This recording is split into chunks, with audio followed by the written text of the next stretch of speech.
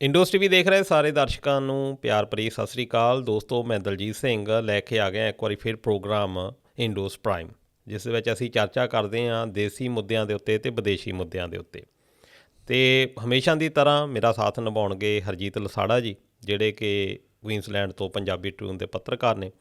ਸਭ ਤੋਂ ਪਹਿਲਾਂ ਉਹਨਾਂ ਦਾ ਸਵਾਗਤ ਕਰਦੇ ਹਾਂ। ਹਰਜੀਤ ਲਸਾੜਾ ਜੀ, ਬਹੁਤ ਬਹੁਤ ਸਵਾਗਤ ਹੈ ਪ੍ਰੋਗਰਾਮ ਦੇ ਵਿੱਚ। ਸਤਿ ਸ਼੍ਰੀ ਅਕਾਲ ਦਲਜੀਤ ਜੀ। ਜੀ, ਅਤੇ ਸਤਿ ਸ਼੍ਰੀ ਅਕਾਲ। ਅਤੇ ਦੋਸਤੋ, ਇਸ ਪ੍ਰੋਗਰਾਮ ਨੂੰ ਸ਼ੁਰੂ ਕਰਨ ਤੋਂ ਪਹਿਲਾਂ ਥੋੜ੍ਹੀ ਜਿਹੀ ਪੰਛੀ ਝਾਤ ਅੱਜ ਦੇ ਮੁੱਦਿਆਂ ਦੇ ਉੱਤੇ ਪਾ ਲੈਂਦੇ ਹਾਂ। ਸਭ ਤੋਂ ਪਹਿਲਾਂ ਆਪਾਂ ਚਰਚਾ ਕਰਾਂਗੇ ਡਾਕਟਰ BR ਅੰਬੇਡਕਰ ਦੇ ਬੁੱਤ ਦੇ ਨਾਲ ਇੱਕ ਵਾਰੀ ਫਿਰ ਵਿਵਾਦ ਜਿਹੜਾ ਆ ਸ਼ੁਰੂ ਹੋ ਗਿਆ, ਅਤੇ ਸੰਗਰੂਰ ਦਾ ਪਿੰਡ ਬਗਰੌਲ, ਉਹਦੀ ਗੱਲ ਚਰਚਾ ਕਰਨੀ ਆਪਾਂ ਇਸ ਪ੍ਰੋਗਰਾਮ ਦੇ ਵਿੱਚ। ਇਸ ਤੋਂ ਇਲਾਵਾ ਹਰਜਿੰਦਰ ਸਿੰਘ ਧਾਮੀ ਹੁਣੀ, ਜਿਹੜੇ ਕਿ ਸ਼੍ਰੋਮਣੀ ਗੁਰਦੁਆਰਾ ਪ੍ਰਬੰਧਕ ਕਮੇਟੀ ਦੇ ਪ੍ਰਧਾਨ ਸੀਗੇ, ਉਹ ਵੀ ਕੱਲ੍ਹ ਅਸਤੀਫਾ ਦੇ ਗਏ ਆ। ਅਤੇ ਸਿੱਖ ਸਿਆਸਤ ਦੇ ਵਿੱਚ ਕੀ ਚਰਚਾ ਰਹੇਗੀ।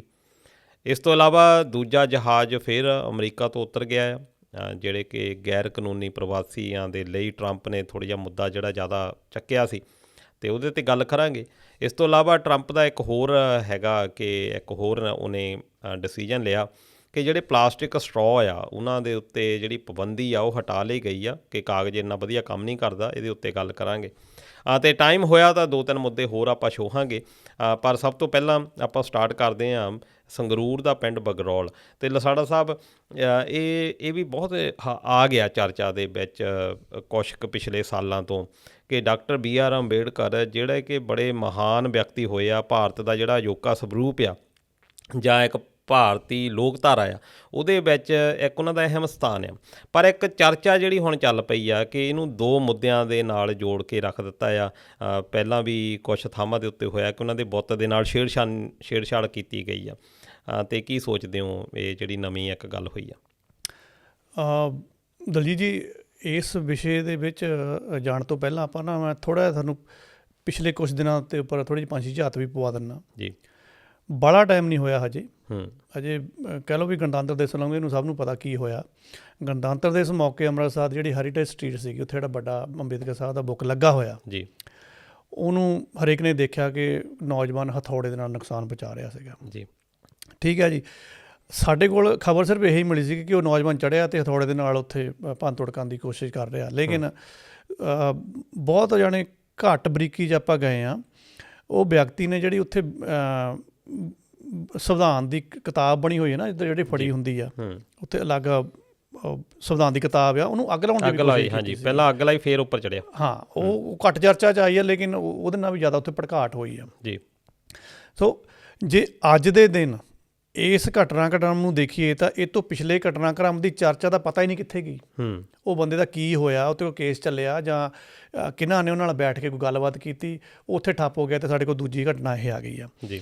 ਚਲੋ, ਉਸ ਕੇਸ ਨੂੰ ਤਾਂ ਕਿਸੇ ਨਾ ਕਿਸੇ ਤਰ੍ਹਾਂ ਉਹ ਇੱਧਰ ਉੱਧਰ ਕਰ ਦੇਣਗੇ ਕਿ ਉਹ ਮੰਦਬੁੱਧੀ ਸੀ ਜਾਂ ਐਂ ਸੀ ਜਾਂ ਉਹ ਸੀ ਜਾਂ ਕੁਛ ਸੀਗਾ। ਲੇਕਿਨ ਇਹ ਬੜੀ ਸ਼ਰਮਨਾਕ ਘਟਨਾ ਹੋਈ ਆ, ਕਿਉਂਕਿ ਇਹਦੇ ਵਿੱਚ ਤੁਸੀਂ ਇੱਦਾਂ ਦੇ ਇਲਜ਼ਾਮ ਨਹੀਂ ਲਾ ਸਕਦੇ ਤੁਸੀਂ ਮੰਦਬੁੱਧੀ, ਕਿ ਸਾਰਾ ਪਿੰਡ ਦਾ ਹੁਣ ਮੰਦਬੁੱਧੀ ਨਹੀਂ ਹੋ ਸਕਦਾ। ਲੜਾਈ ਦਾ ਤੁਸੀਂ ਆਪ ਹੀ ਛੇੜਦੇ ਹੋ। ਜ਼ਿਲ੍ਹਾ ਸੰਗਰੂਰ ਦਾ ਇਹ ਪਿੰਡ ਸੀਗਾ ਜੀ, ਬਗਰੌਲ ਦਾ ਮਾਮਲਾ। ਉੱਥੇ ਭੀਮ ਰਾਓ ਅੰਬੇਦਕਰ ਦੇ ਬੁੱਤ ਨੂੰ ਲੈ ਕੇ, ਬੁੱਤ ਵੈਸੇ ਲਗਾ ਦਿੱਤਾ ਗਿਆ ਸੀਗਾ ਉੱਥੇ, ਉਸ ਤੋਂ ਬਾਅਦ ਮਾਹੌਲ ਤਲਖ ਹੋ ਗਿਆ। ਅਤੇ ਮਾਹੌਲ ਇੰਨਾ ਕੁ ਤਲਖ ਹੋ ਗਿਆ 2 ਧਿਰਾਂ ਦੇ ਵਿੱਚ, ਉਹ 2 ਧਿਰਾਂ ਨੇ ਸਾਰੇ ਪਿੰਡ ਨੂੰ ਆਪਣੇ ਕਹਿ ਲਓ ਕੋਈ ਬਗਲ ਦੇ ਵਿੱਚ ਲੈ ਲਿਆ, ਅਤੇ ਉੱਥੇ ਇੱਟਾਂ ਰੋੜੇ ਚੱਲੇ ਆ। ਪਿੰਡ ਪੂਰੀ ਤਰ੍ਹਾਂ ਪੁਲਿਸ ਛਾਉਣੀ ਦੇ ਵਿੱਚ ਉਦੋਂ ਤਬਦੀਲ ਹੋਇਆ, ਤਾਂ ਕਿਤੇ ਜਾ ਕੇ ਉਹਨੂੰ ਹਜੇ ਟਿਕਾ ਕੇ ਰੱਖਿਆ ਹੋਇਆ, ਕਿਤੇ ਵੀ ਦੁਬਾਰਾ ਇਹ ਟਕਰਾਅ ਬਣ ਸਕਦਾ ਆ। ਹੁਣ ਮਾਮਲਾ ਕੀ ਸੀਗਾ, ਦੇਖੋ, ਪਿੰਡ ਦੀਆਂ ਸੀਗੀਆਂ 2 ਧਿਰਾਂ ਜੀ, ਅਤੇ ਇਹਦਾ ਮਤਲਬ ਇੱਕ ਤਾਂ ਉਹਦੇ ਬੁੱਤ ਲਾਉਣ ਦੇ ਪੱਖ 'ਚ ਸੀਗੀ, ਅਤੇ ਇੱਕ ਉਹਦੇ ਬੁੱਤ ਦੇ ਸੀਗੀ ਵਿਰੋਧ ਦੇ ਵਿੱਚ। ਜਿਹੜੀ ਪੱਖੀ ਧਿਰ ਸੀਗੀ, ਉਹਦੇ ਵਿੱਚ ਉਹਦੀ ਜਿਹੜੀ ਅਗਵਾਈ ਕਰਦਾ ਸੀਗਾ ਉਹ ਨੌਜਵਾਨ ਸੀਗਾ ਰਜਿੰਦਰ ਸਿੰਘ। ਠੀਕ ਹੈ ਜੀ। ਉਹ ਦਲਿਤ ਪਰਿਵਾਰ ਨਾਲ ਸੰਬੰਧਿਤ ਸੀਗਾ ਨੌਜਵਾਨ। ਉਹਨਾਂ ਨੇ ਕਿਹਾ ਵੀ ਜਿਹੜੀ ਬੁੱਤ ਲਗਾਉਣ ਦੀ ਅਸੀਂ ਮੰਗ ਕਰਦੇ ਆ ਰਹੇ ਸੀ, ਇਹ ਕੋਈ ਨਵੀਂ ਨਹੀਂ ਹੈਗੀ। ਅਸੀਂ ਤਾਂ 25-30 ਸਾਲ ਹੋ ਗਏ ਇਹ ਮੰਗ ਕਰਦੇ ਨੂੰ, ਕਿਸੇ ਸਾਡੀ ਪੰਚਾਇਤ ਨੇ ਸੁਣੀ ਨਹੀਂ ਹੈਗੀ, ਜਾਂ ਪੰਚਾਇਤ ਨੇ ਨਹੀਂ ਜੇ ਸੁਣੀ ਤਾਂ ਫਿਰ ਅਸੀਂ ਬਾਹਰ ਕਿਸੇ MLA ਵਗੈਰਾ ਤੋਂ ਕੀ ਜਾਣਾ ਆ। ਲੇਕਿਨ ਜਿਹੜੀ ਇਹ ਪੰਚਾਇਤ ਆ, ਇਹਨਾਂ ਨੇ ਸਾਡੀ ਸੁਣੀ ਆ, ਅਤੇ ਇਹਨਾਂ ਨੇ ਮਤਾ ਪਾ ਕੇ ਇੱਕ ਸ਼ਾਮਲਾਟ ਜਗ੍ਹਾ ਦੇ ਵਿੱਚ, ਪੰਚਾਇਤ ਦੀ ਜਿਹੜੀ ਜਗ੍ਹਾ ਆ ਉਹਦੇ ਵਿੱਚ ਬੁੱਤ ਨੂੰ ਲਾ ਦਿੱਤਾ ਜੀ। ਠੀਕ ਆ ਜੀ। ਤਾਂ ਇਹ ਜਿਹੜੇ ਪੱਖੀ ਧਿਰ ਆ, ਉਹ ਕਹਿੰਦੇ ਵੀ ਜਿਹੜੇ ਹੋਰ ਕਿਸੇ ਨੂੰ ਕੋਈ ਇਤਰਾਜ਼ ਨਹੀਂ ਹੋਇਆ ਹੈਗਾ। ਜਿਹੜੇ ਨਾਲ ਦੇ 4-5 ਘਰ ਆ, ਇਹਨਾਂ ਨੇ ਜਾਣ ਬੁੱਝ ਕੇ ਉੱਤੇ ਇਤਰਾਜ਼ ਕੀਤਾ, ਅਤੇ ਉਹਨਾਂ ਨੇ ਕਿਹਾ ਵੀ ਬੁੱਤ ਨੂੰ ਇੱਥੋਂ ਚੱਕ ਲਿਓ। ਨਾਲ ਇਹਨਾਂ ਨੇ ਇਹ ਵੀ ਕਿਹਾ ਕਿ ਕਹਿੰਦੇ ਅਸੀਂ ਸਟੇ ਲਿਆ ਹੋਇਆ ਸੀ ਇਹਦੇ ਉੱਪਰ। ਇਹ ਕਹਿੰਦੇ ਆ ਵੀ ਅਸੀਂ ਉਹਦੀ ਛਾਣਬੀਣ ਕਰਕੇ ਦੇਖੀ ਆ। ਅਸੀਂ ਮੰਨਦੇ ਹਾਂ ਕਿ ਉਸ ਜਗ੍ਹਾ ਦਾ ਸਟੇ ਲਿਆ ਹੋਇਆ ਸੀ, ਲੇਕਿਨ ਜਗ੍ਹਾ ਦਾ ਸਟੇ ਦਾ ਮਤਲਬ ਇਹ ਨਹੀਂ ਸੀਗਾ ਕਿ ਉੱਥੇ ਤੁਸੀਂ ਕੋਈ ਬੁੱਤ ਦੀ ਵੀ ਗੱਲ ਕੀਤੀ ਸੀ। ਅੱਜ ਤੁਸੀਂ ਬੁੱਤ ਨੂੰ ਵਿੱਚ ਐਡ ਕਰਕੇ ਇਹ ਕਹਿੰਦੇ ਕਿ ਉੱਥੋਂ ਬੁੱਤ ਵੀ ਉਠਾ ਲਿਓ। ਸੋ ਇਹ ਤਾਂ ਹੈਗੀ ਆ ਜਿਹੜੀ ਪੱਖੀ ਧਿਰ ਆ ਉਹਦੀ ਗੱਲਬਾਤ। ਹੁਣ ਇਹਦੇ ਵਿੱਚ ਜੇ ਆਪਾਂ ਵਿਰੋਧੀ ਧਿਰ ਦੀ ਗੱਲ ਕਰੀਏ, ਵਿਰੋਧੀ ਧਿਰ ਨੇ ਵੀ ਆਪਣੀ ਠੋਸ ਦਲੀਲ ਦਿੱਤੀ ਹੋਈ ਆ। ਉਹਨਾਂ ਦਾ ਵੀ ਇੱਕ ਕਹਿ ਲਓ ਵੀ ਨੌਜਵਾਨ ਹਰਪ੍ਰੀਤ ਸਿੰਘ ਸਾਹਮਣੇ ਨਿਕਲ ਕੇ ਆ ਗਿਆ। ਉਹਨੇ ਨਾਅਰਾ ਇਹ ਦੇ ਦਿੱਤਾ ਕਿ ਤੁਸੀਂ ਲਗਾਇਆ ਬੁੱਤ, ਕਹਿੰਦੇ ਧੱਕੇ ਨਾਲ ਆ। ਅੱਛਾ, ਸਾਡੀਆਂ ਤਾਂ ਕਹਿੰਦੇ ਜਿਹੜੀਆਂ ਔਰਤਾਂ ਸੀਗੀਆਂ ਤੁਸੀਂ ਉਹਨਾਂ ਨੂੰ ਕਹਿ ਲਓ ਕਿ ਟਾਰਗੇਟ ਕਰਕੇ ਉੱਥੇ ਕੁੱਟਿਆ ਅਤੇ ਉਹਨਾਂ ਦੇ ਬੰਦਿਆਂ ਨੂੰ ਵੀ ਕੁੱਟਿਆ। ਅਸੀਂ ਤਾਂ ਕਹਿੰਦੇ ਉੱਥੇ ਬੰਦੇ 3-4 ਤੁਹਾਡੇ ਨਾਲ ਗੱਲਬਾਤ ਕਰਨ ਆਏ ਸੀ, ਤੁਸੀਂ ਤਾਂ 100-150 ਬੰਦਾ ਸਾਨੂੰ ਟੁੱਟ ਕੇ ਪੈ ਗਏ ਆ। ਮਤਲਬ ਕਿ ਪਹਿਲਾਂ ਹੀ ਤੁਹਾਡੇ ਮਨ 'ਚ ਸੀਗਾ ਵੀ ਤੁਸੀਂ ਇਹ ਦੰਗਾ ਕਰਨਾ ਆ। ਇਹ ਕਹਿੰਦੇ ਅਸੀਂ 13 ਤਰੀਕ ਦਾ ਸਟੇ ਲਿਆ ਹੋਇਆ ਆ, 13 ਤਰੀਕ ਨੂੰ। ਅਤੇ ਸਟੇ ਦੇ ਵਿੱਚ ਇਹਨਾਂ ਨੇ ਇਹ ਕਿਹਾ ਵੀ ਸਾਨੂੰ ਜਦੋਂ ਸਰਕਾਰ ਤੋਂ ਸਟੇ ਮਿਲਿਆ ਹੋਇਆ, ਆਪਣੀ ਮਾਣਯੋਗ ਅਦਾਲਤ ਤੋਂ ਸਟੇ ਮਿਲਿਆ ਹੋਇਆ, ਤਾਂ ਇਹ ਜਾਂ ਸਾਡੀ ਜਿਹੜੀ ਪਿੰਡ ਦੀ ਪੰਚਾਇਤ ਆ ਉਹ ਇਹ ਕਾਰਵਾਈ ਕਾਨੂੰਨੀ ਤੌਰ 'ਤੇ ਕਰ ਹੀ ਨਹੀਂ ਸਕਦੀ ਹੈਗੀ। ਅਤੇ ਤੀਜੀ ਗੱਲ ਉਹਨਾਂ ਨੇ ਇਹ ਕੀਤੀ ਆ ਕਿ ਪੰਚਾਇਤ ਉੱਥੇ ਮੌਜੂਦ ਸੀ ਜਿਹਦੇ ਨੂੰ ਅਧਿਕਾਰ ਨਹੀਂ ਸੀਗਾ, ਲੇਕਿਨ ਪ੍ਰਸ਼ਾਸਨ ਦੀ ਗੈਰ ਮੌਜੂਦਗੀ ਦੇ ਵਿੱਚ ਇਹ ਬੁੱਤ ਲਗਾਇਆ ਗਿਆ ਆ। ਇਹਦਾ ਮਤਲਬ ਇਹ ਪੱਖੀ ਧਿਰ ਦੇ ਨਾਲ ਕਹਿੰਦੇ ਪੰਚਾਇਤ ਨੇ ਰਲ ਕੇ ਸਾਡੇ ਨਾਲ ਧੱਕਾਸ਼ਾਹੀ ਕੀਤੀ ਹੈ, ਸਾਡੀਆਂ ਔਰਤਾਂ ਨੂੰ ਵੀ ਕੁੱਟਿਆ ਅਤੇ ਇਹ ਬੁੱਤ ਵੀ ਉੱਥੇ ਲਗਾ ਦਿੱਤਾ ਗਿਆ ਆ। ਹੁਣ ਮੈਂ ਥੋੜ੍ਹਾ ਜਿਹਾ ਝਾਕ ਉੱਤੇ ਲਾ ਕੇ ਦੇਖੀ ਆ, ਇਸ ਪਿੰਡ ਦੀ ਹੈਗੀ ਆ ਸਰਪੰਚ ਗੁਰਜਿੰਦਰ ਕੌਰ। ਉਹਦੇ ਬਿਆਨ ਤੋਂ ਹੁਣ ਮੈਨੂੰ ਥੋੜ੍ਹਾ ਜਿਹਾ ਤੌਖਲਾ ਜਿਹਾ ਹੁੰਦਾ ਕਿ ਉਹ ਪਤਾ ਨਹੀਂ ਤਾਂ ਉਹ ਪੱਖ ਵਾਲਿਆਂ ਦੇ ਵਿੱਚ ਜਾ ਕੇ ਬਹਿ ਗਈ ਆ ਅਤੇ ਪਤਾ ਨਹੀਂ ਕੀ ਆ। ਉਹ ਕਹਿੰਦੀ ਆ ਵੀ ਦੇਖੋ ਅਸੀਂ ਤਾਂ ਇਹਦਾ ਮਤਾ 25 ਤਰੀਕ ਨੂੰ ਪਾ ਦਿੱਤਾ ਸੀਗਾ। ਜੇ ਇਹਨਾਂ ਦੇ ਵਿੱਚ ਕੋਈ ਇਹ ਲੜਾਈ ਝਗੜਾ ਹੁੰਦਾ ਜਾਂ ਇਹਨਾਂ ਨੇ ਇੱਟਾਂ ਰੋੜੇ ਇੱਕ ਦੂਸਰੇ ਨੂੰ ਭਰਾਇਆ, ਸਾਰੇ ਪਿੰਡ ਨੂੰ ਵੀ ਸ਼ਾਮਲ ਕੀਤਾ ਆ, ਵੀ ਮੈਨੂੰ ਤਾਂ ਐਂ ਲੱਗਦਾ ਆ ਵੀ ਅਸੀਂ ਤਾਂ ਸਹੀ ਆ, ਅਸੀਂ ਮਤਾ ਪਾ ਕੇ ਸ਼ਾਮਲਾਟ ਜ਼ਮੀਨ ਦੇ ਵਿੱਚ ਲਾਤਾ ਅਤੇ ਬਿਲਕੁਲ ਅਸੀਂ ਠੀਕ ਕੀਤਾ। ਇਹ ਕੋਈ ਇਹਨਾਂ ਦੀ ਸ਼ਾਇਦ ਰਾਜਨੀਤਿਕ ਰੰਜਿਸ਼ ਆ ਕਿ ਅੱਜ ਜਿਹੜੀ ਹਾਰੀ ਹੋਈ ਕਹਿ ਲਓ ਜਮਾਤ ਸੀਗੀ ਜਾਂ ਪਾਰਟੀ ਸੀ, ਉਹ ਕਿਸੇ ਟਾਈਮ ਉਹ ਹਾਕਮ ਜਮਾਤ ਸੀਗੀ, ਵੀ ਇਹਨਾਂ ਦੀ ਇਹ ਇੱਕ ਰਾਜਨੀਤਿਕ ਮਾਨਸਿਕ ਘੇੜਿਆ ਜਿਹਦੇ ਕਰਕੇ ਆਪਸ ਵਿੱਚ ਲੜੇ ਆ। ਸੋ ਪੰਚਾਇਤ ਦਾ ਮਤਲਬ ਕੀ ਹੋਇਆ ਕਿ ਪੰਚਾਇਤ ਕਹਿੰਦੀ ਅਸੀਂ ਸਹੀ ਆ, ਦੋਨੋਂ ਧਿਰਾਂ ਕਹਿੰਦੀ ਅਸੀਂ ਸਹੀ ਆ।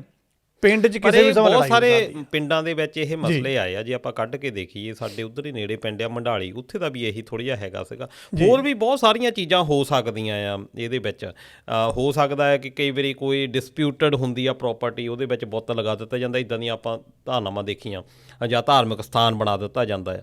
ਪਰ ਇੱਥੇ ਜਿਹੜਾ ਮਸਲਾ ਇੱਕ ਹੈਗਾ ਆ ਕਿ ਕੋਈ ਵੀ ਇੱਦਾਂ ਦੀ ਗੱਲ, ਚੰਦਰਭਾਨ ਦੀ ਹੁਣ ਆਪਾਂ ਚੰਦਭਾਨ ਇੱਕ ਪਿੰਡ ਦੀ ਹੁਣੇ ਘਟਨਾ ਹੋਈ ਆ ਪਿਛਲੇ ਵੀਕ ਹੀ, ਬੜੀ ਚਰਚਾ ਦੇ ਵਿੱਚ ਉਹ ਰਿਹਾ ਆ ਕਿ ਇਹਨੂੰ ਜਿਹੜਾ ਮੁੱਦਾ ਆ ਉਹਨੂੰ ਇੱਕ ਇਹ ਜੱਟ ਨਾਲ ਅਤੇ ਦਲਿਤਾਂ ਦੇ ਨਾਲ ਇਹਨੂੰ ਕੰਪੇਅਰ ਕਰਕੇ ਦੇਖਿਆ ਜਾਂਦਾ ਵੀ ਦੋਨਾਂ ਦੀ ਲੜਾਈ ਟਸਲਬਾਜ਼ੀ। ਇੱਥੇ ਵੀ ਕਿਤੇ ਇਹੀ ਗੱਲ ਤਾਂ ਨਹੀਂ? ਜਿੰਨੀਆਂ ਕੁ ਉੱਥੋਂ ਇਨਫੋਰਮੇਸ਼ਨ ਨਿਕਲ ਕੇ ਦਲਜੀਤ ਸਾਹਮਣੇ ਆਈ ਜਾਂ ਮੈਨੂੰ ਥੋੜ੍ਹਾ ਜਿਹਾ ਉਹਦੇ ਮੈਂ ਘੋਖ ਕਰਕੇ ਦੇਖੀ ਆ, ਹਜੇ ਜੱਟ ਵਰਸਸ ਕਹਿ ਲਓ ਕਿ ਉਹ ਦਲਿਤ ਮਾਮਲਾ ਸਾਹਮਣੇ ਤਾਂ ਨਹੀਂ ਆਇਆ ਹੈਗਾ।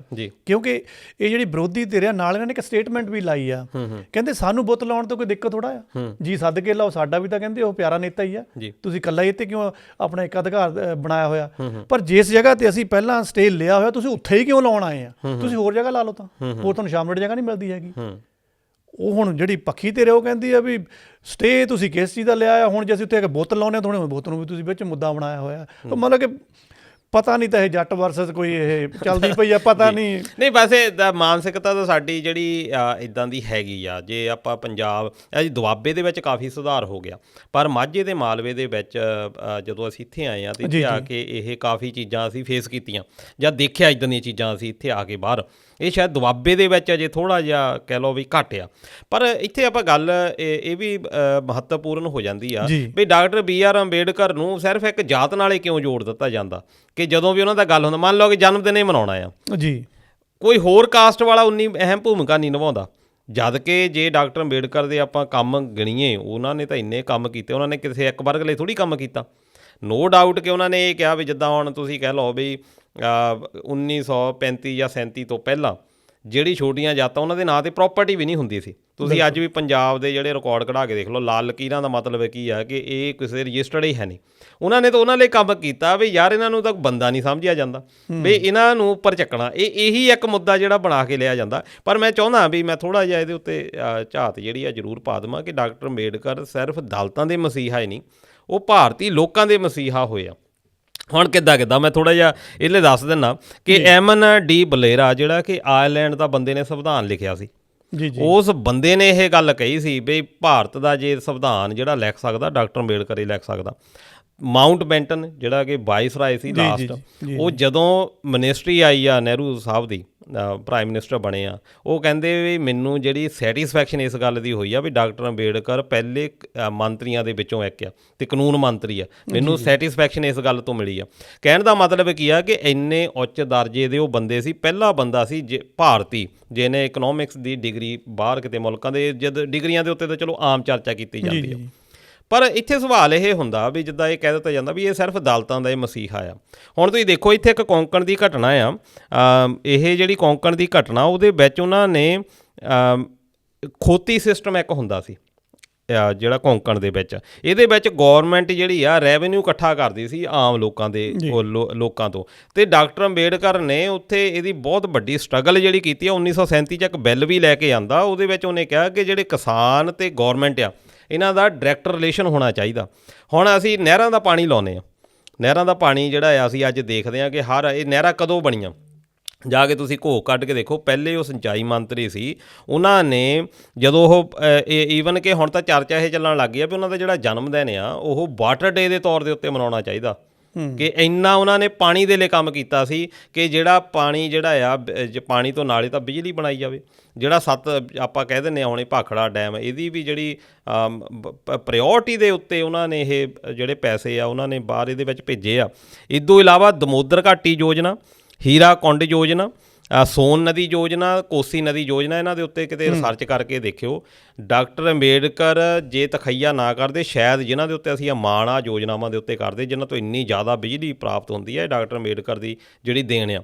ਡਾਕਟਰ ਅੰਬੇਡਕਰ ਇਹ ਸੀ ਜਿਹਨੇ ਇਹ ਗੱਲ ਕਹੀ ਸੀ ਕਿ ਜਿਹੜੀ ਖੇਤੀਬਾੜੀ ਆ ਸਾਡੀ ਇਹ ਬੜੀ ਪੁਰਾਤਨ ਹੋ ਗਈ ਆ, ਹੁਣ ਸਾਨੂੰ ਮਸ਼ੀਨਰੀ ਲਿਆਉਣੀ ਪੈਣੀ ਆ। ਪਰ ਜਿਹੜੇ ਲੋਕ ਆਹ ਚੀਜ਼ਾਂ ਦੇ ਉੱਤੇ ਲੜਦੇ ਆ ਕਿ ਉਹਦਾ ਬੁੱਤ ਨਹੀਂ ਲੱਗਣਾ ਚਾਹੀਦਾ, ਇਹਨਾਂ ਨੇ ਵਿਰੋਧ ਕੀਤਾ। ਲਸਾੜਾ ਸਾਹਿਬ ਉਹਨਾਂ ਦਿਨਾਂ ਦੇ ਵਿੱਚ ਇਹਨਾਂ ਨੇ ਇਹ ਗੱਲ ਕਹੀ ਕਿ ਜੇ ਮਸ਼ੀਨਰੀ ਲੈ ਕੇ ਆ ਗਏ ਤਾਂ ਸਾਡੇ ਬਲਦ ਮਰ ਜਾਣੇ ਆ। ਜਾਣੀ ਬਲਦਾਂ ਦਾ ਫਿਕਰ ਹੋ ਗਿਆ ਸੀ। ਅੱਜ ਜਿਹੜੇ ਟਰੈਕਟਰਾਂ ਦੇ ਉੱਤੇ ਮਾਣ ਲੱਗੇ ਆ ਨਾ ਕਰਨ, ਉਹ ਬੰਦੇ ਜਿਹੜੇ ਆ ਵਿਰੋਧ ਕਰ ਰਹੇ ਸੀ ਉਸ ਵੇਲੇ। ਇੰਡਸਟਰੀ ਜਿਹੜੀ ਉਹਨਾਂ ਨੇ ਕਿਹਾ ਕਿ ਐਗਰੀਕਲਚਰ ਇੰਡਸਟਰੀ ਜਿਹੜੀ ਆ ਉਹ ਬੇਸ ਜਿਹੜੀ ਆ ਉਹ ਐਗਰੀਕਲਚਰ ਦੇ ਉੱਤੇ ਹੋਣੀ ਚਾਹੀਦੀ ਆ।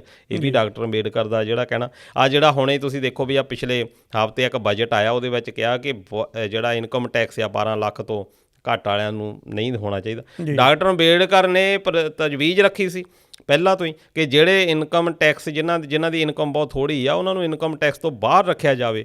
ਅੱਜ ਜਿਹੜੀ ਭਾਰਤ ਦੀ ਸਾਰੀ ਇਕੋਨਮੀ ਆ ਦਾ ਪ੍ਰੋਬਲਮ ਆਫ ਰੂਪੀ, ਜਿਹੜੀ ਉਹਨਾਂ ਦੀ ਕਿਤਾਬ ਆ ਦਾ ਰੀਜਨ ਐਂਡ ਸੋਲੂਸ਼ਨ, ਉਹਨਾਂ ਉਸ ਕਿਤਾਬ ਦੇ ਬੇਸ ਦੇ ਉੱਤੇ ਅੱਜ ਵੀ ਜਿਹੜਾ ਭਾਰਤ ਦੀ ਕਰੰਸੀ ਜਿਹੜੀ ਆ, ਭਾਰਤ ਦਾ ਇਕਨੋਮਿਕ ਸਿਸਟਮ ਆ, ਉਹਦੇ ਉੱਤੇ ਕੰਮ ਜਿਹੜਾ ਕਰਦਾ। ਅਮਰਤਿਆ ਸੇਨ ਜਿਹੜੀ ਕਿ ਨੋਬਲ ਪ੍ਰਾਈਜ਼ ਜਿਹਨੂੰ ਮਿਲਿਆ ਭਾਰਤ ਤੋਂ, ਉਹਨੇ ਇਹ ਗੱਲ ਕਹੀ ਸੀ ਵੀ ਜੇ ਮੈਨੂੰ ਮਿਲਿਆ ਤਾਂ ਉਹਦੇ ਵਿੱਚ ਅਹਿਮ ਯੋਗਦਾਨ ਡਾਕਟਰ ਅੰਬੇਡਕਰ ਦਾ ਆ। ਇੰਨੇ ਜਾਣੀ ਉੱਚ ਸ਼ਖਸੀਅਤਾਂ। ਫਿਰ ਲੇਬਰ ਦੀ ਹੁਣ ਦੇਖੋ ਬੰਦੇ ਜਿਹੜੇ ਆ ਕਿਉਂ ਬੁੱਤ ਲੱਗ ਰਹੇ, ਵੀ ਇੱਕ ਸਵਾਲ ਆ ਕਿ ਲੇਬਰ ਡੇ ਜਿਹੜਾ ਲੇਬਰ ਦੇ ਲਈ ਇੰਨੀਆਂ ਤਜਵੀਜ਼ਾਂ ਉਹਨਾਂ ਨੇ ਕੀਤੀਆਂ। ਜਦੋਂ ਉਹਨਾਂ ਨੇ ਦੇਖਿਆ ਮਜ਼ਦੂਰ 400 ਫੁੱਟ ਥੱਲੇ ਧਰਤੀ ਤੋਂ, ਤੁਸੀਂ ਦੇਖ ਲਓ ਵੀ ਆ 2 ਫੁੱਟ ਥੱਲੇ ਚਲੇ ਜਾਓ ਤਾਂ ਗਰਮੀ ਨਾਲ ਕੀ ਬੁਰਾ ਹਾਲ ਹੋ ਜਾਂਦਾ। 400 ਫੁੱਟ ਥੱਲੇ ਜਾ ਕੇ ਕੋਲੇ ਦੀਆਂ ਖਾਣਾਂ ਦੇ ਵਿੱਚ ਕੰਮ ਕਰਦੇ ਸੀ। ਡਾਕਟਰ ਅੰਬੇਡਕਰ ਉੱਥੇ 400 ਫੁੱਟ ਥੱਲੇ ਗਿਆ, ਥੱਲੇ ਜਾ ਕੇ ਉਹਨਾਂ ਨੂੰ ਪੁੱਛਿਆ ਵੀ ਕਿੱਦਾਂ ਦੇ ਹਾਲਾਤਾਂ ਦੇ ਵਿੱਚ ਤੁਸੀਂ ਕੰਮ ਕਰਦੇ ਆ। ਬਾਹਰ ਆ ਕੇ ਉਹਨਾਂ ਦੀਆਂ ਜਨਾਨੀਆਂ ਨੂੰ ਦੇਖਿਆ ਵੀ ਉਹਨਾਂ ਦੀ ਜਨਾਨੀਆਂ ਵੀ ਇੱਦਾਂ ਕੰਮ ਕਰਦੀਆਂ ਸੀ। ਉਹਨਾਂ ਨੇ ਇਹੀ ਗੱਲ ਜਿਹੜੀ ਰੱਖੀ ਕਿ 8 ਘੰਟੇ ਦੀ ਜਿਹੜੀ ਸ਼ਿਫਟ ਆ ਉਹ ਹੋਣੀ ਚਾਹੀਦੀ ਆ। ਬਿਲਕੁਲ। ਫਿਰ ਇਹਦੇ ਵਿੱਚ ਹਫ਼ਤੇ ਦੇ ਵਿੱਚ ਇੱਕ ਛੁੱਟੀ ਹੋਣੀ ਚਾਹੀਦੀ ਆ।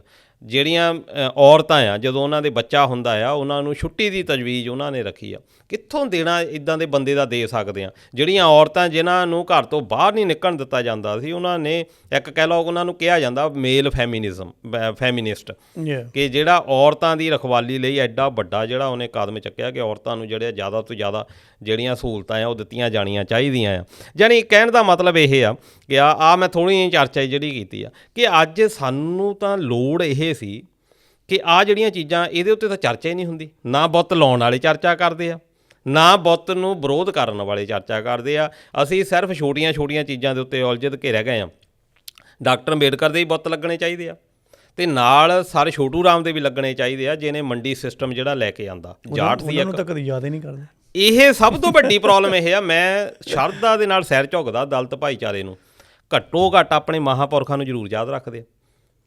ਆਪਣੇ ਚਾਹੇ ਭਗਤ ਕਹਿ ਲਓ, ਗੁਰੂ ਕਹਿ ਲਓ, ਉਹਨੂੰ ਯਾਦ ਰੱਖਦੇ ਆ। ਆਪਣੇ ਜਿੰਨੇ ਮਹਾਂਪੁਰਖ ਹੋਏ ਆ, ਚਾਹੇ ਉਹ ਕਿਸੇ ਨੇ ਕਿਸੇ ਵੀ ਫੀਲਡ ਦੇ ਵਿੱਚ ਕੰਮ ਕੀਤਾ, ਇਹਨਾਂ ਨੂੰ ਆਪਾਂ ਕਹਿ ਤਾਂ ਦਈਦਾ ਵੀ ਛੋਟੀ ਜਾਤ ਵਾਲੇ ਆ। ਮੈਂ ਕਹਿੰਦਾ ਇਦੋਂ ਉੱਪਰ ਸੁਪੀਰੀਅਰ ਕੋਈ ਕੌਮ ਹੀ ਹੈ ਨਹੀਂ ਜਿਹੜਾ ਆਪਣੇ ਨਾ ਤਾਂ ਇਤਿਹਾਸ ਨੂੰ ਭੁੱਲਦੇ ਆ, ਨਾ ਆਪਣੇ ਮਹਾਂਪੁਰਸ਼ਾਂ ਨੂੰ ਭੁੱਲਦੇ ਆ, ਉਹਨਾਂ ਦੀਆਂ ਯਾਦਗਾਰਾਂ ਵੀ ਬਣਾਉਂਦੇ ਆ, ਉਹਨਾਂ ਦੀ ਯਾਦ ਵਿੱਚ ਵੀ ਆ। ਤੇ ਬਾਕੀ ਭਾਈਚਾਰੇ ਕਿੱਥੇ ਗਏ ਆ ਭਾਈ?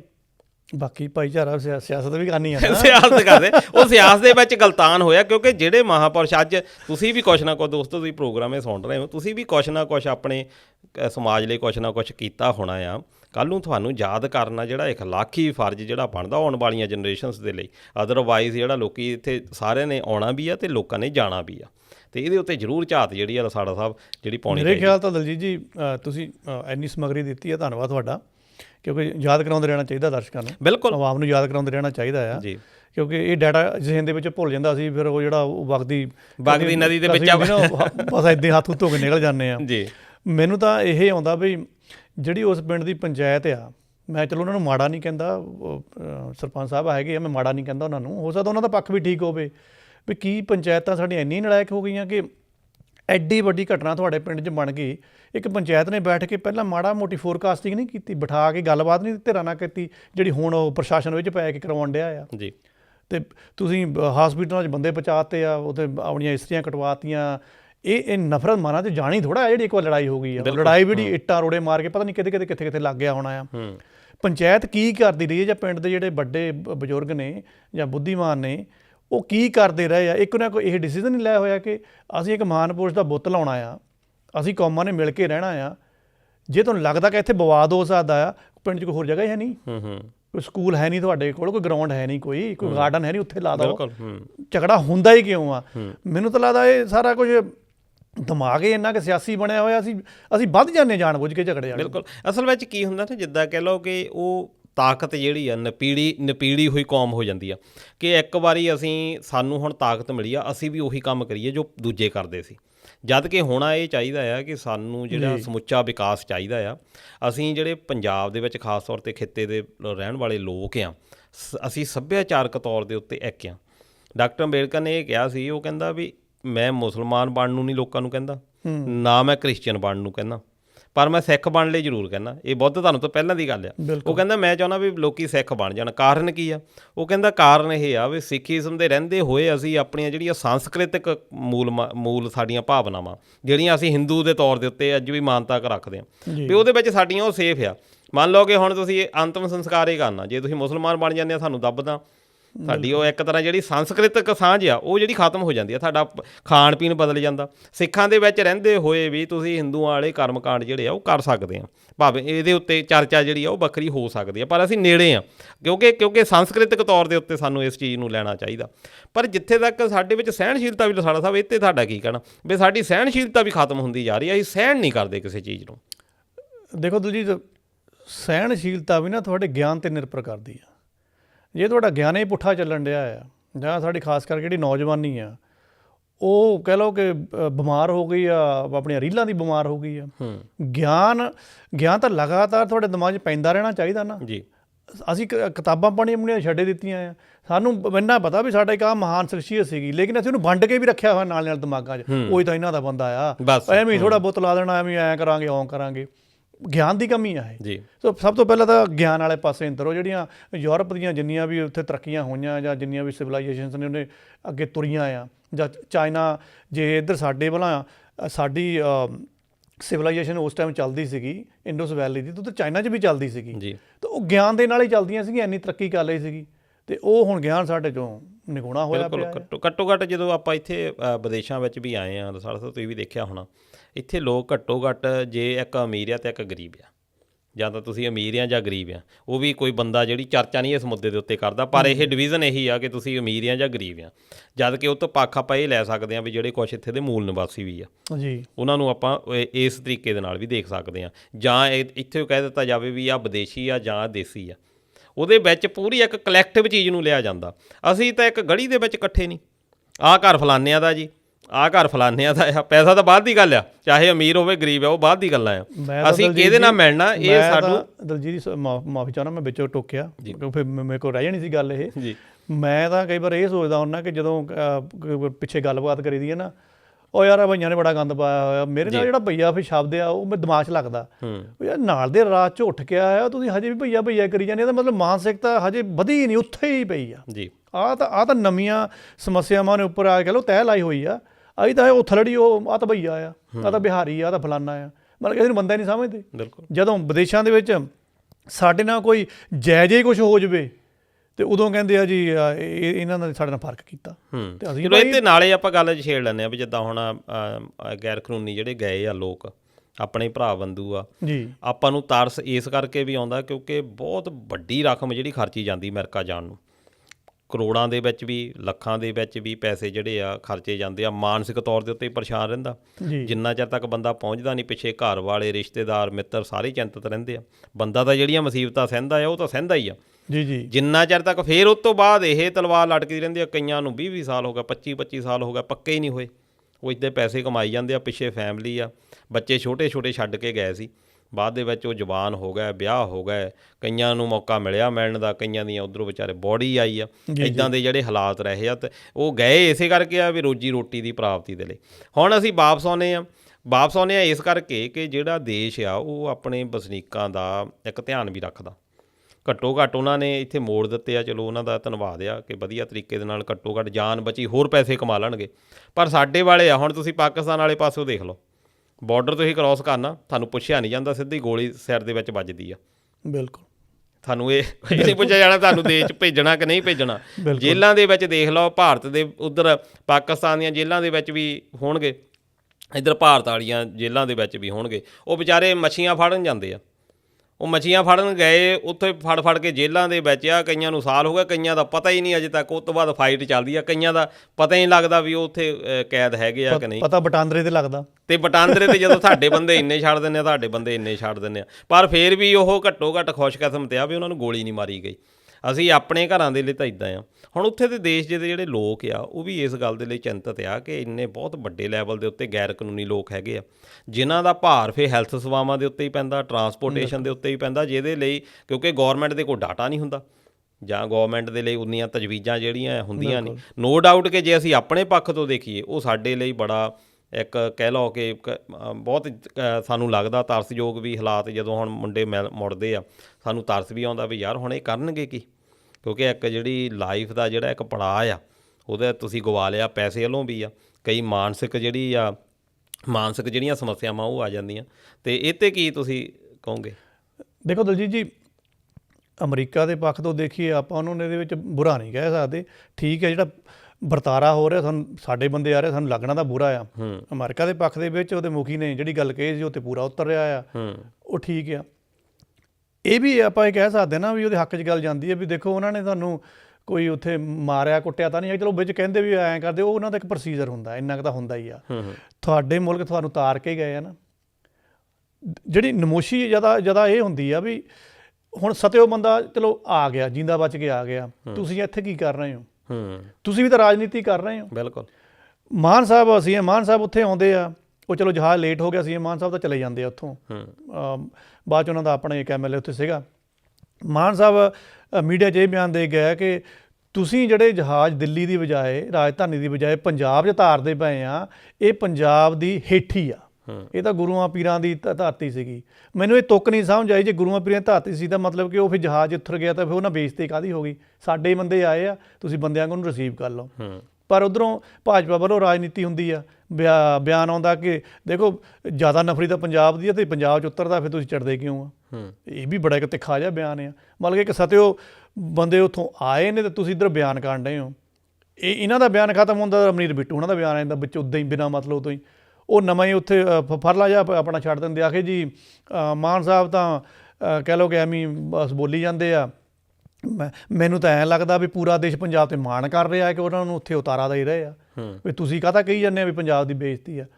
ਮਤਲਬ ਕਿ ਪਾਰਟੀਆਂ ਰਾਜਨੀਤੀ ਕਰ ਰਹੀਆਂ ਉਹਨਾਂ ਬੰਦਿਆਂ ਦੇ ਉੱਪਰ ਜਿਹੜੇ ਹੈਗੇ ਜਿੰਦਾ, ਲੇਕਿਨ ਮਰਿਓ ਨਾਲ ਦੇ ਹੀ ਆਏ ਤਰੀਕੇ ਨਾਲ। ਇੰਨਾ ਫਰਸਟ੍ਰੇਟਡ ਆਇਆ, ਕੱਲ੍ਹ ਫੋਟੋਆਂ ਤੁਸੀਂ ਦੇਖੋ, ਕੱਲੇ ਮੰਤਰੀਆਂ ਨੇ ਪਾਈਆਂ ਆ, ਕੁਛ ਜਿਹੜੇ ਬੰਦੇ ਆ ਉਹ ਪੱਗਾਂ ਵੀ ਨਹੀਂ ਬੰਨੀਆਂ ਆ। ਬਿਲਕੁਲ। ਜੇ ਇਹਨਾਂ ਨੇ ਤਾਂ ਗੱਲ ਕਰਤੀ ਜੀ, ਉਹਨਾਂ ਦੀਆਂ ਪੱਗਾਂ ਲਹਾਤੀਆਂ, ਆਪ ਜਿਹੜੀਆਂ ਫੋਟੋਆਂ ਕਰਾਈਆਂ ਆਪ ਬਣਾ ਲੈਂਦੇ ਪਹਿਲਾਂ, ਜਿਹੜੀ ਫੋਟੋ ਕਰਾਈਆਂ। ਹੁਣ ਉਹ ਬੰਦਾ ਜਿਹੜਾ ਅਖਬਾਰਾਂ ਦੇ ਵਿੱਚ ਨਸ਼ਰ ਹੋ ਗਿਆ ਆ, ਉਹਨਾਂ ਦੇ ਵਿੱਚ ਕੀ ਆ, ਉਹ ਸਾਰੀ ਉਮਰ ਜਿਹੜਾ ਸਾਡੀ ਤਾਂ ਯਾਰ, ਸਾਡਾ ਤਾਂ ਜਿਹੜਾ ਕਹਿ ਲਓ ਵੀ ਸਾਡਾ ਸਮਾਜਿਕ ਤਾਣਾ ਬਾਣਾ ਵੀ ਇਦਾਂ ਦਾ ਬਣਿਆ, ਅਸੀਂ ਤਾਂ ਟੀਚਰਾਂ ਦੇ ਵਿੱਚ ਵੀ ਪੂਰੇ ਆ, ਅਸੀਂ ਤਾਂ ਮਾਣ ਮਹਿਸੂਸ ਕਰਦੇ ਆ ਵੀ ਬੰਦਾ ਟੀਚਰ ਕਰਦਾ। ਚਾਹੀਦਾ ਤਾਂ ਇਹ ਸੀਗਾ ਉਹਨਾਂ ਨੂੰ ਜਿੱਥੇ ਤਾਰਨਾ ਸੀ ਤਾਰ ਲੈਂਦੇ, ਠੀਕ ਆ, ਇਹ 'ਤੇ ਬਹਿਸਾਂ ਕਰਨ ਦੀ ਲੋੜ ਨਹੀਂ ਸੀਗੀ। ਉਹਨਾਂ ਨੂੰ ਮੀਡੀਆ ਤੋਂ ਥੋੜ੍ਹਾ ਪਰੇ ਕਰਕੇ ਲੱਗ ਕਰਕੇ ਉਹਨਾਂ ਦੇ ਘਰੋਂ ਘਰੀ ਪਹੁੰਚਾਇਆ ਜਾਂਦਾ, ਐਦਾਂ ਜਨਤਕ ਨਾ ਕੀਤਾ ਜਾਂਦਾ। ਇਹ ਸਦਾ ਲਈ ਉਹਨਾਂ ਦਾ ਇੱਕ ਨਾ ਕਾਲਾ ਧੱਬਾ ਐਜ਼ ਏ ਰਿਕਾਰਡ ਰਹਿ ਗਿਆ ਆ। ਗੱਲ ਜੇ 'ਤੇ ਕਰਨੀ ਚਾਹੀਦੀ ਆ, ਚਲੋ ਹੁਣ ਘਰ ਦੇ ਕਹਿੰਦੇ ਆ ਜੀ ਇਹਨਾਂ ਨੂੰ ਸਰਕਾਰੀ ਨੌਕਰੀ, ਚਲੋ ਉਹ ਤਾਂ ਕੁਝ ਜਾਇਜ਼ ਜਿਹਾ ਵੀ ਨਹੀਂ ਲੱਗਦਾ ਹੈਗਾ। ਗੱਲ ਤਾਂ ਇਹ ਆ ਕਿ ਤੁਸੀਂ ਕੋਈ ਉਹਨਾਂ ਦੇ ਲਈ ਕੋਈ ਵਿਉਂਤਤਾ ਬਣਾ ਕੇ ਰੱਖੋ, ਉਹ ਨਸ਼ਰ ਕਰੋ ਨਾ, ਉਹ ਗੱਲ ਕਰੋ ਵੀ ਗਏ ਕਿਉਂ, ਪਹਿਲਾਂ ਤਾਂ ਇਹ 'ਤੇ ਗੱਲ ਕੀਤੀ ਜਾਵੇ, ਜਾਂਦੇ ਕਿਉਂ। ਉੱਤੇ ਦਲਜੀਤ ਜੀ ਕਦੀ ਗੱਲ ਨਹੀਂ ਹੋਣੀ, ਉਹਦਾ ਤਾਂ ਕਹਿ ਲਓ ਕਿ 2 ਸ਼ਬਦਾਂ 'ਚ ਆਨਸਰ ਆ ਕਿ ਜਿਸ ਜਗ੍ਹਾ ਦੇ ਉੱਪਰ ਸਾਨੂੰ ਕਹਿ ਲਓ ਕਿ ਸਾਡਾ ਵਸੇ ਵਿੱਚ ਥੋੜ੍ਹਾ ਸਾਨੂੰ ਐਂ ਲੱਗਦਾ ਕਿ ਇੱਥੇ ਅਸੀਂ ਸੇਫ ਹੀ ਨਹੀਂ ਹੈਗੇ। ਕੁਛ ਸਾਨੂੰ ਪਤਾ ਕਿ ਪੜ੍ਹ ਲਿਖ ਕੇ ਵੀ ਸਾਡੀ ਪੜ੍ਹਾਈ ਲਿਖਾਈ, ਉਹ ਕਿੱਤਾ ਮੁਖੀ ਪੜ੍ਹਾਈ ਲਿਖਾਈ ਤਾਂ ਹੈ ਹੀ ਨਹੀਂ ਗੀ। ਜਾਣੀ ਕਿ ਉਹ ਤੁਸੀਂ BA ਕਰ ਲਓ, 5-7 ਸਾਲ ਲਾ ਲਓ, ਮੈਨੂੰ ਤਾਂ ਐਂ ਲੱਗਦਾ ਕਿ ਤੁਹਾਨੂੰ BA ਕਰਾਈ ਇਸ ਕਰਕੇ ਜਾਂਦੇ ਕਿ ਤੁਸੀਂ ਸੋਚੋ ਹੀ ਨਾ ਕਿ ਇੱਧਰ ਹੋ ਕੀ ਰਿਹਾ ਆ, ਉਸ ਤੋਂ ਬਾਅਦ ਨਿਕੰਮੇ ਹੋ ਜਾਓ, 5000 ਦੀ ਜੋਬ ਜੋਗੇ ਨਹੀਂ ਤੁਸੀਂ ਹੁੰਦੇ। ਜ਼ਿਆਦਾ ਕੋਸ਼ਿਸ਼ ਕਰੋ ਕਿ ਆਪਣੀ ਪੜ੍ਹਾਈ ਨੂੰ ਕਿੱਤਾ ਮੁਖੀ ਬਣਾਓ, ਸੂਬੇ ਨੂੰ ਇੰਨਾ ਕੁ ਥੋੜ੍ਹਾ ਜਿਹਾ ਚੰਗਾ ਬਣਾ ਕੇ ਰੱਖੋ, ਖੁਸ਼ਹਾਲ ਬਣਾ ਕੇ ਰੱਖੋ ਕਿ ਬੰਦੇ ਨੂੰ ਲੱਗੇ ਕਿ ਨਹੀਂ ਮੇਰੇ ਲਈ ਇਹ ਸਫੀਸ਼ੀਐਂਟ ਆ। ਉਹ ਬੰਦੇ ਫਿਰ ਨਹੀਂ ਜ਼ਮੀਨਾਂ ਜਾਇਦਾਦ ਗਹਿਣੇ ਵੇਚ ਕੇ ਜਾਂ ਰੱਖ ਕੇ ਉਹ ਬਾਹਰ ਜਾਣਗੇ, ਫਿਰ ਆਪ ਹੀ ਨਹੀਂ ਇਹ ਤਰਾਸਦੀਆਂ ਹੋਣੀਆਂ। ਤੁਸੀਂ ਹੁਣ ਇਹ ਵੀ ਦੇਖ ਲਿਓ, ਇਹ ਕਿਹੜਾ ਕੋਈ ਨਵਾਂ ਵਰਤਾਰਾ ਆ, ਅੱਗੇ ਵੀ ਆਉਂਦੇ ਆ। ਹੁਣ ਜਿਹੜਾ ਉਹਨਾਂ ਦਾ ਆਪਣਾ ਜਹਾਜ਼ ਉਤਰਿਆ, ਵੱਡੇ ਜਹਾਜ਼ ਜਿਹੜਾ ਜ਼ਿਆਦਾ ਦੀਦੇ ਆ, ਉਹ ਸਾਡੇ ਮੀਡੀਆ ਨੇ ਚੱਕ ਦਿੱਤੇ ਆ। ਇਹਨਾਂ 'ਚੋਂ ਅੱਧੇ ਬੰਦਿਆਂ ਨੇ ਉਸੇ ਏਜੰਟਾਂ ਰਾਹੀਂ ਫੇਰ ਦੁਬਾਰਾ ਕੋਸ਼ਿਸ਼ ਕਰਨੀ ਹੈ ਕਿ ਚਲੋ ਹੁਣ ਫ੍ਰੀ ਦੀ ਡੋਂਕੀ ਲਵਾਉਣ ਲੱਗੇ ਆ। ਬਿਲਕੁਲ ਪਿਛਲੀ ਵਾਰ ਵੀ ਇੱਦਾਂ ਹੀ ਹੋਈ ਆ ਨਾ। ਤੇ ਹੁਣ ਤੁਸੀਂ ਏਜੰਟਾਂ ਨੂੰ ਫੜਨਾ ਜੀ, ਐਂ ਫੜਨਾ, ਉਹ ਭਾਈ ਜੇ ਤੁਹਾਨੂੰ ਲੱਗਦਾ ਕਿ ਉਹ ਗਲਤ ਏਜੰਟ ਸੀਗੇ ਜਾਂ ਉਹ ਸਰਟੀਫਾਈਡ ਨਹੀਂ ਸੀਗੇ, ਤੁਸੀਂ ਵੀ ਬਣਾ ਕੇ ਰੱਖੇ ਹੋਏ ਆ। ਜਦੋਂ ਏਜੰਟ ਫੜਿਆ ਜਾਂਦਾ ਫਿਰ ਏਜੰਟ ਨਹੀਂ ਕਹਿੰਦੇ ਆ ਕਿ ਅਸੀਂ ਕਿਹੜਾ ਇਕੱਲੇ ਪੈਸੇ ਖਾਂਦੇ ਆ, ਨਾਲ ਦੇ ਥਾਣੇ ਨੂੰ ਵੀ ਤਾਂ ਆਹ ਪੈਸੇ ਦਿੱਤੇ ਹੀ ਆ, SP ਨੇ ਵੀ 3 ਪੈਸੇ ਲਾਈ ਆ, ਉੱਥੇ ਜਾ ਚੁੱਪ ਕਰ ਜਾਂਦੇ ਆ ਫਿਰ। ਬਿਲਕੁਲ। ਤੇ ਇੱਥੇ ਲਸਾੜਾ ਸਾਹਿਬ ਮਾਲਟਾ ਕਾਂਡ ਹੋਇਆ ਸੀ, ਤੁਹਾਨੂੰ ਯਾਦ ਹੋਣਾ ਜੀ। ਬਿਲਕੁਲ। ਮਾਲਟਾ ਕਾਂਡ ਦੇ ਵਿੱਚ ਸਾਡੇ ਪੰਜਾਬੀ ਜਿਹੜੇ ਆ ਇਸੇ ਜਲੰਧਰ, ਹੁਸ਼ਿਆਰਪੁਰ, ਨਵੇਂ ਸ਼ਹਿਰ ਜ਼ਿਲ੍ਹੇ ਦੇ ਵਿਚਾਰੇ ਡੁੱਬ ਕੇ ਆਪਣੇ ਜਾਨ ਤੋਂ ਹੱਥ ਹੋ ਬੈਠੇ। ਬਿਲਕੁਲ ਜੀ। ਉਹ ਤੋਂ ਬਾਅਦ ਬੜਾ ਤਕੜਾ ਜਿਹੜਾ ਇੱਕ ਚੱਲਿਆ ਬਈ ਅਸੀਂ ਤਾਂ ਜਿਹੜੇ ਗੈਰ ਕਾਨੂੰਨੀ ਏਜੰਟ ਆ, ਅਸੀਂ ਇਹਨਾਂ ਦਾ ਖਾਤਮਾ ਕਰ ਦੇਵਾਂਗੇ, ਅਸੀਂ ਬਿਲਕੁਲ ਹੀ, ਕਿਉਂਕਿ ਇਹ 2-3 ਮਹੀਨੇ ਖਬਰ, ਕਿਉਂਕਿ ਮੌਤਾਂ ਬਹੁਤ ਵੱਡੀ ਗਿਣਤੀ ਦੇ ਵਿੱਚ ਹੋਈਆਂ ਸੀ ਉਹ ਕਿਸ਼ਤੀ ਪਲਟਣ ਦੇ ਨਾਲ। ਉਹ ਤੋਂ ਬਾਅਦ ਸਰਕਾਰਾਂ ਫੇਸ ਔਰ ਸੁਸਰੀ ਦੀ ਚਾਲ ਹੋ ਗਈਆਂ। ਤੁਸੀਂ ਦੇਖੋ ਵੀ ਆ ਚੰਡੀਗੜ੍ਹ, ਲੁਧਿਆਣਾ, ਜਲੰਧਰ, ਹੁਣ ਤਾਂ ਛੋਟੇ ਸ਼ਹਿਰਾਂ ਦੇ ਵਿੱਚ ਤੁਸੀਂ ਜਾ ਕੇ ਦੇਖ ਲਓ, ਗੁਰਾਇਆਂ ਦੀ ਗੱਲ ਲਾ ਲਓ, ਫਗਵਾੜੇ ਦੀ ਗੱਲ ਲਾ ਲਓ, ਫਲੋਰ ਦੀ ਗੱਲ ਲਾ ਲਓ, ਸਾਡੇ ਨਾਲੇ ਨਾਲ ਦੀ ਚੀਜ਼ਾਂ ਮੈਂ ਦੱਸਦਾ ਕਿ ਜਿਹੜੇ ਉਹਨਾਂ ਨੇ ਬੋਰਡ ਲਾਏ ਆ ਜੀ, ਚਲੋ ਵਿਦੇਸ਼ ਚਲੀਏ। ਹੁਣ ਉਹਨਾਂ ਦੇ ਵਿੱਚ ਕਿਸੇ ਨੇ ਕੋਈ ਲਾਇਸੈਂਸ ਨੰਬਰ, ਕੋਈ ਇੱਕ ਤਾਂ ਇਹ ਆ ਸਾਡੀ ਆਦਤ, ਅਸੀਂ ਚੈੱਕ ਤਾਂ ਕਰਦੇ ਹੀ ਨਹੀਂ ਵੀ ਕਿਹਦੇ ਕੋਲ ਲਾਇਸੈਂਸ ਨੰਬਰ ਹੈਗਾ ਕਿ ਨਹੀਂ। ਲਾਇਸੈਂਸ ਨੰਬਰ ਤਾਂ ਲਾਇਸੈਂਸ ਤਾਂ ਬਹੁਤ ਥੋੜ੍ਹੇ ਬੰਦਿਆਂ ਦੇ ਕੋਲ ਹੀ ਆ। ਬਿਲਕੁਲ। ਪਰ ਸਰਕਾਰਾਂ ਜਿਹੜੀਆਂ ਆ, ਕਿਉਂਕਿ ਜਿੱਦਾਂ ਤੁਸੀਂ ਹੁਣ ਗੱਲ ਕੀਤੀ ਆ ਵੀ ਉੱਪਰ ਤੱਕ ਮੂੰਹ ਬੰਦ ਕਰਾ ਦਿੱਤੇ ਜਾਂਦੇ ਆ, ਇਹਦੇ ਉੱਤੇ ਕੋਈ ਜ਼ਿਕਰ ਹੀ ਨਹੀਂ ਕਰਦਾ। ਸਰਕਾਰਾਂ ਇਹਦੇ ਉੱਤੇ ਗੱਲੇ ਨਹੀਂ ਕਰਦੀਆਂ ਵੀ ਕੌਣ ਬੰਦਾ ਆ ਜਿਹੜਾ ਚੁੱਪੇ ਨਹੀਂ। ਹੁਣ ਸਰਕਾਰਾਂ ਦੇ ਵੀ ਹੱਥ ਖੜੇ ਇਸ ਕਰਕੇ ਹੋ ਜਾਂਦੇ ਆ ਲਸਾੜਾ ਸਾਹਿਬ, ਅਸਲ ਵਿੱਚ ਜਿਹੜੇ ਹੈ ਨਾ ਬਿਊਰੋਕਰੇਟ ਅਫਸਰਸ਼ਾਹੀ ਆ, ਬਿਲਕੁਲ, ਇਹਨਾਂ ਨੇ ਨਾਸ਼ ਜਿੰਨਾ ਮਾਰ ਦਿੱਤਾ ਪੰਜਾਬ ਦਾ। ਸ਼ਾਇਦ ਜਿੱਥੇ ਤੱਕ ਚਲੋ ਜਿਹੜੇ ਨੇਤਾ ਆ ਉਹ ਤਾਂ ਜ਼ਿੰਮੇਵਾਰ ਹੈਗੇ ਹੀ ਹੈਗੇ ਆ, ਮੈਂ ਸਭ ਤੋਂ ਵੱਡੇ ਦੋਸ਼ੀ ਜਿਹੜੇ ਆ ਉਹ ਅਫਸਰਾਂ ਨੂੰ ਮੰਨਦਾ। ਉਹ ਇਸ ਕਰਕੇ ਜਦੋਂ ਨੇਤਾ ਜਿਹੜੇ ਆ ਉਹ ਬਣਦੇ ਆ 5 ਸਾਲਾਂ ਲਈ, ਉਹ ਨਹੀਂ ਬਣਨਾ। ਕਈ ਕੰਮ ਆਉਂਦੇ ਆ, ਕਈ ਉਹ ਨਹੀਂ ਵੀ ਆਉਂਦੇ। ਹੁਣ 92 ਆਪਣੇ MLA ਆਮ ਆਦਮੀ ਪਾਰਟੀ ਦੇ ਜਿੱਤੇ ਸੀ, ਉਹਨਾਂ ਦੇ ਵਿੱਚ ਕਿੰਨੇ ਬੰਦਿਆਂ ਨੂੰ ਤਜਰਬਾ ਸੀ ਕਿ ਕਿੱਦਾਂ ਕੁਐਸਚਨ ਕਰਨਾ, ਕਿੱਦਾਂ ਕੁਛ ਵੀ ਕਰਨਾ। ਇਹ ਤਾਂ ਬੜਾ ਇੱਕ ਲੀਗਲ ਡਾਕੂਮੈਂਟ ਆ, ਇੱਕ ਯਾਨੀ ਲਾਅ ਦੀ ਪੜ੍ਹਾਈ ਆ, ਉਹਦੇ ਲਈ ਹੋਣੀ ਚਾਹੀਦੀ ਆ। ਕਿੰਨੇ ਬੰਦੇ ਆ ਲਾਇਰ ਉੱਥੇ। ਹੁਣ ਉਹ ਬੰਦਿਆਂ ਨੇ ਕੰਮ 5 ਸਾਲ ਤੋਂ ਉਹਨਾਂ ਨੂੰ ਸਿੱਖਣ ਨੂੰ ਲੱਗ ਜਾਣਾ, ਪਰ ਉਹਨਾਂ ਤੋਂ ਕੰਮ ਕਿਹਦੀ ਕਰਾਉਣਾ? ਅਫਸਰ ਜਿਹੜੇ ਪੜ੍ਹੇ ਲਿਖੇ ਲੋਕ ਆ, ਜਿਨ੍ਹਾਂ ਨੂੰ ਸਿਲੈਕਟ ਹੀ ਇਸ ਗੱਲ ਦੇ ਉੱਤੇ ਕੀਤਾ। ਹੁਣ ਉਹ ਬੰਦੇ ਜਿਹੜੇ ਆ, ਇਹਦਾ ਮਤਲਬ ਇਹ ਆ ਵੀ ਸਭ ਤੋਂ ਵੱਡਾ ਦੋਸ਼ ਇੰਨਾ ਨੇਤਾ ਨੂੰ, ਲੋਕਾਂ ਨੂੰ ਨਹੀਂ ਜਾਂਦਾ ਜਿੰਨਾ ਅਫਸਰਾਂ ਨੂੰ ਜਾਂਦਾ। ਇੰਨੀ ਭ੍ਰਿਸ਼ਟ ਲੌਬੀ ਹੋ ਚੁੱਕੀ ਆ, ਇਹਨਾਂ ਦੀ ਜਾਇਦਾਦਾਂ ਦੀ ਜਾਂਚ ਕੋਈ ਨਹੀਂ। ਫਿਰ ਇੱਕ ਇਹ ਨਹੀਂ ਪਤਾ ਲੱਗਦਾ, ਜਦੋਂ ਹੀ ਇਹ ਰਿਟਾਇਰ ਹੁੰਦੇ ਆ ਚੁੱਪ-ਚਾਪ ਬਾਹਰ ਬਹਿ ਜਾਂਦੇ ਆ ਜਾ ਕੇ, ਪਤਾ ਨਹੀਂ ਕੀ ਗੱਲ ਆ। ਹੁਣ ਏਜੰਟ ਵੀ ਬਾਹਰ ਆ, ਫੜ ਕੇ ਨਾ ਹੋਣਾ ਜੀ। ਚਲੋ ਰੱਬੇ ਹੀ ਰੱਖ ਆਇਆ। ਤੇ ਨਾਲੇ ਆਪਾਂ ਸ਼੍ਰੋਮਣੀ ਗੁਰਦੁਆਰਾ ਪ੍ਰਬੰਧਕ ਕਮੇਟੀ ਦੇ ਪ੍ਰਧਾਨ ਹਰਜਿੰਦਰ ਸਿੰਘ ਧਾਮੀ ਹੁਣੀ ਵੀ ਅਸਤੀਫਾ ਦੇ ਗਏ ਆ। ਕੀ ਸੋਚਦੇ ਹੋ, ਲੇਟ ਹੋਇਆ ਜਾਂ?